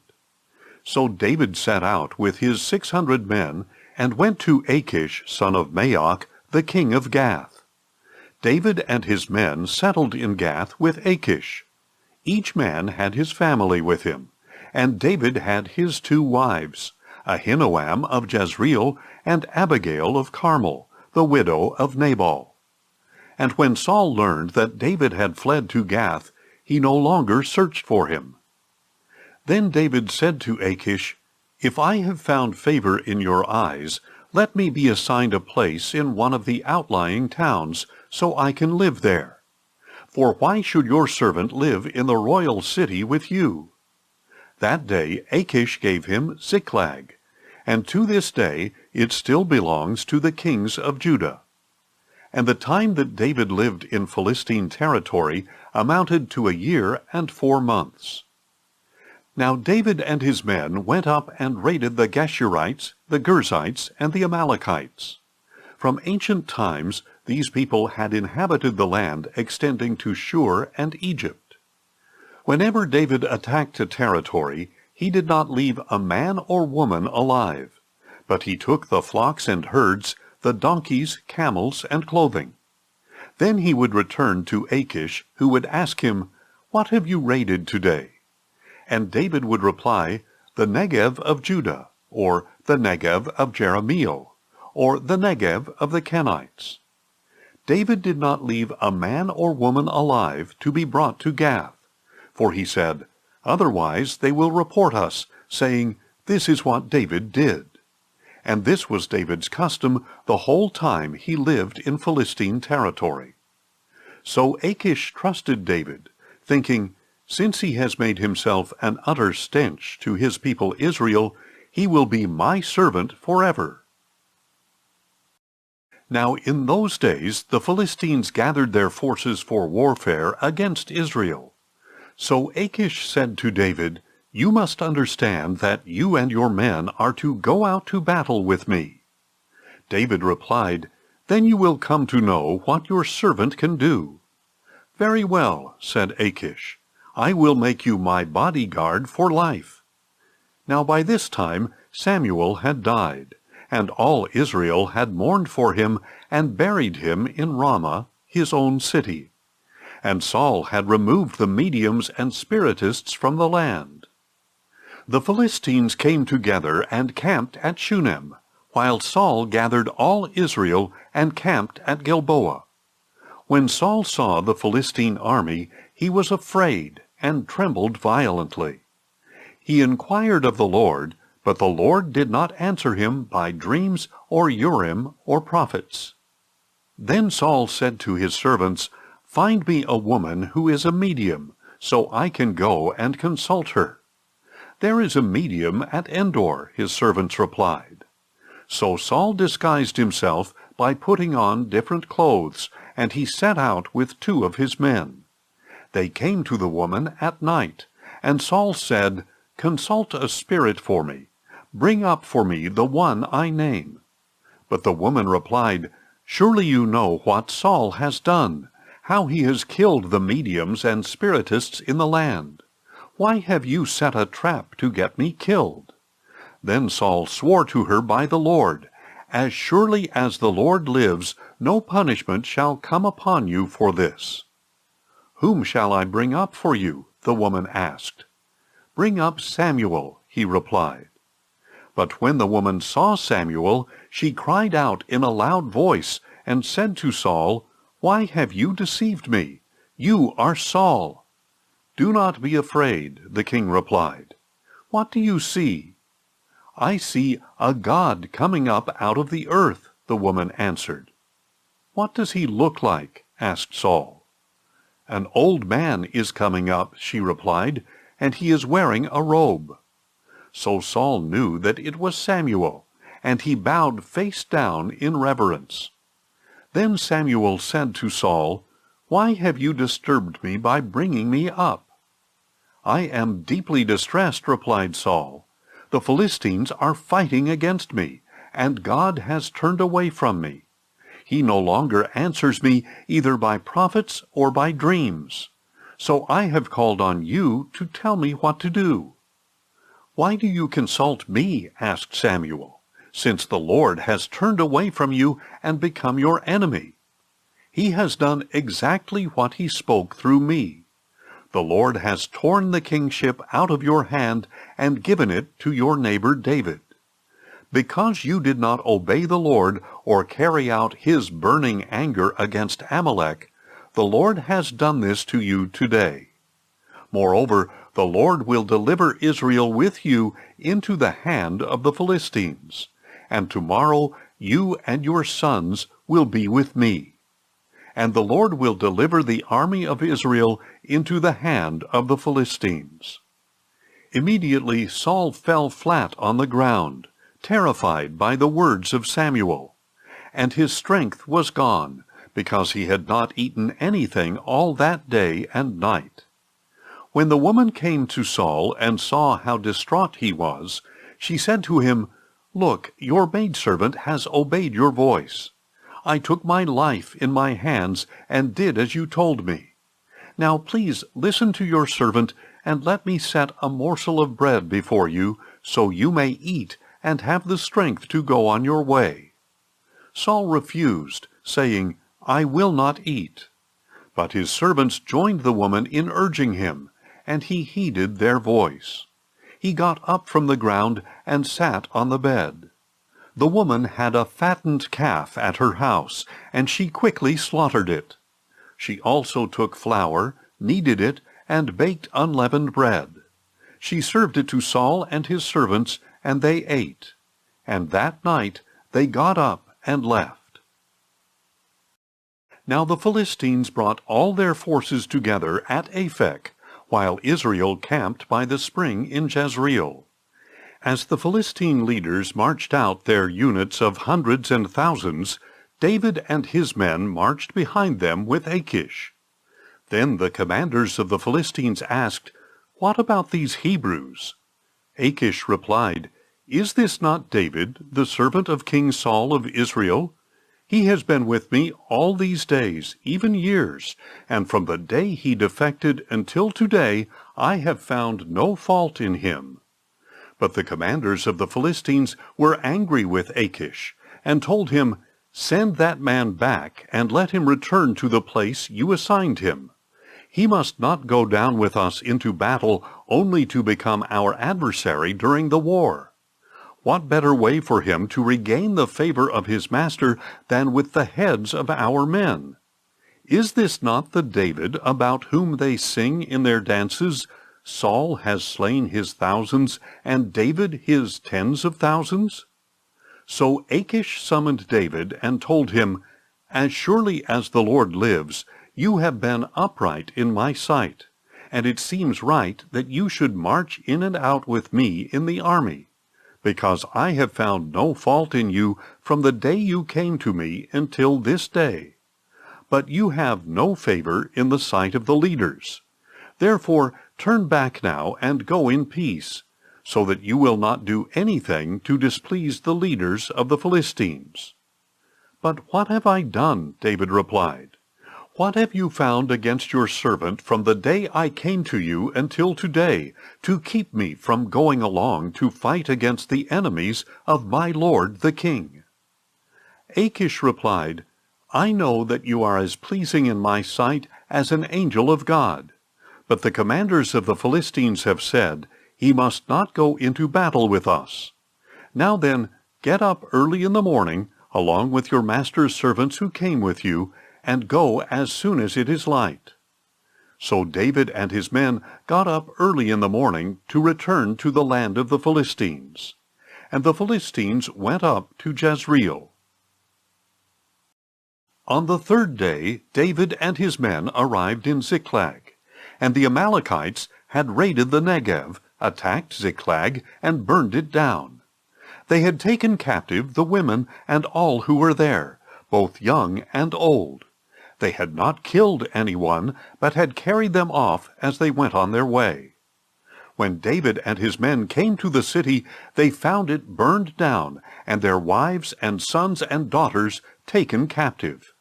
So David and the troops with him lifted up their voices and wept, until they had no strength left to weep.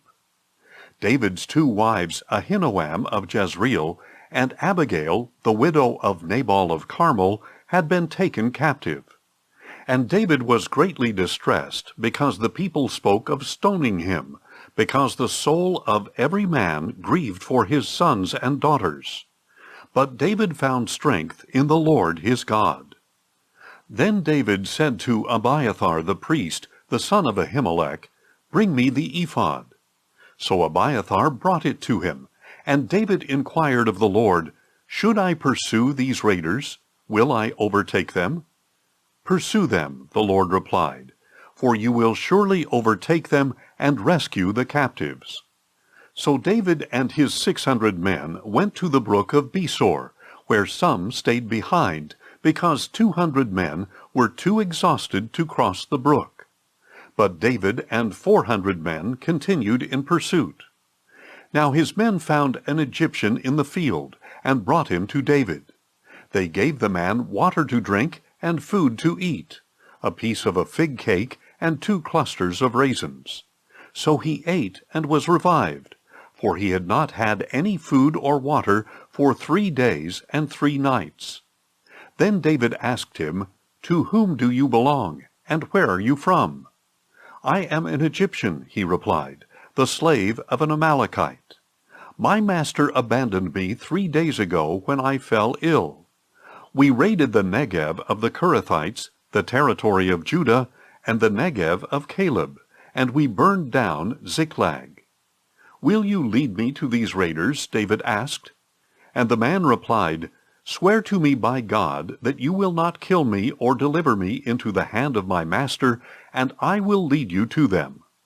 So he led David down, and there were the Amalekites spread out over all the land, eating, drinking, and celebrating the great amount of plunder they had taken from the land of the Philistines and the land of Judah. And David struck them down from twilight until the evening of the next day. Not a man escaped, except 400 young men who fled, riding off on camels. So David recovered everything the Amalekites had taken, including his 2 wives. Nothing was missing, young or old, son or daughter, or any of the plunder the Amalekites had taken. David brought everything back. And he recovered all the flocks and herds, which his men drove ahead of the other livestock, calling out, "This is David's plunder." When David came to the 200 men who had been too exhausted to follow him from the brook of Besor, they came out to meet him and the troops with him. As David approached the men, he greeted them, but all the wicked and worthless men among those who had gone with David said, "Because they did not go with us, we will not share with them the plunder we recovered, except for each man's wife and children. They may take them and go." But David said, "My brothers, you must not do this with what the Lord has given us.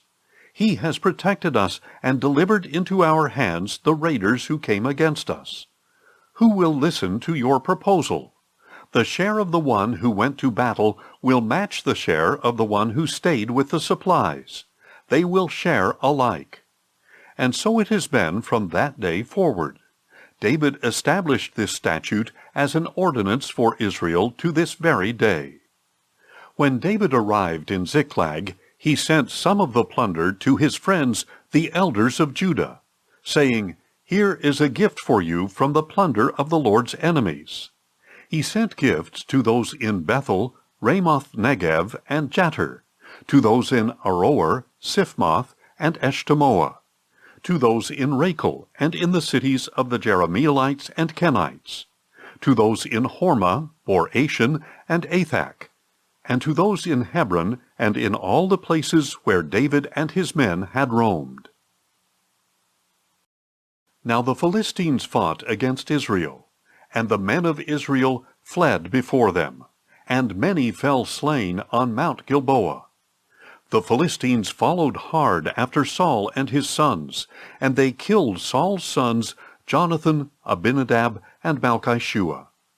When the battle intensified against Saul, the archers overtook him and wounded him critically. Then Saul said to his armor-bearer, "Draw your sword and run it through me, or these uncircumcised men will come and run me through and torture me." But his armor-bearer was terrified and refused to do it. So Saul took his own sword and fell on it. When his armor-bearer saw that Saul was dead, he too fell on his own sword and died with him. So Saul, his 3 sons, his armor-bearer, and all his men died together that same day. When the Israelites along the valley and those on the other side of the Jordan saw that the army of Israel had fled, and that Saul and his sons had died, they abandoned their cities and ran away. So the Philistines came and occupied their cities.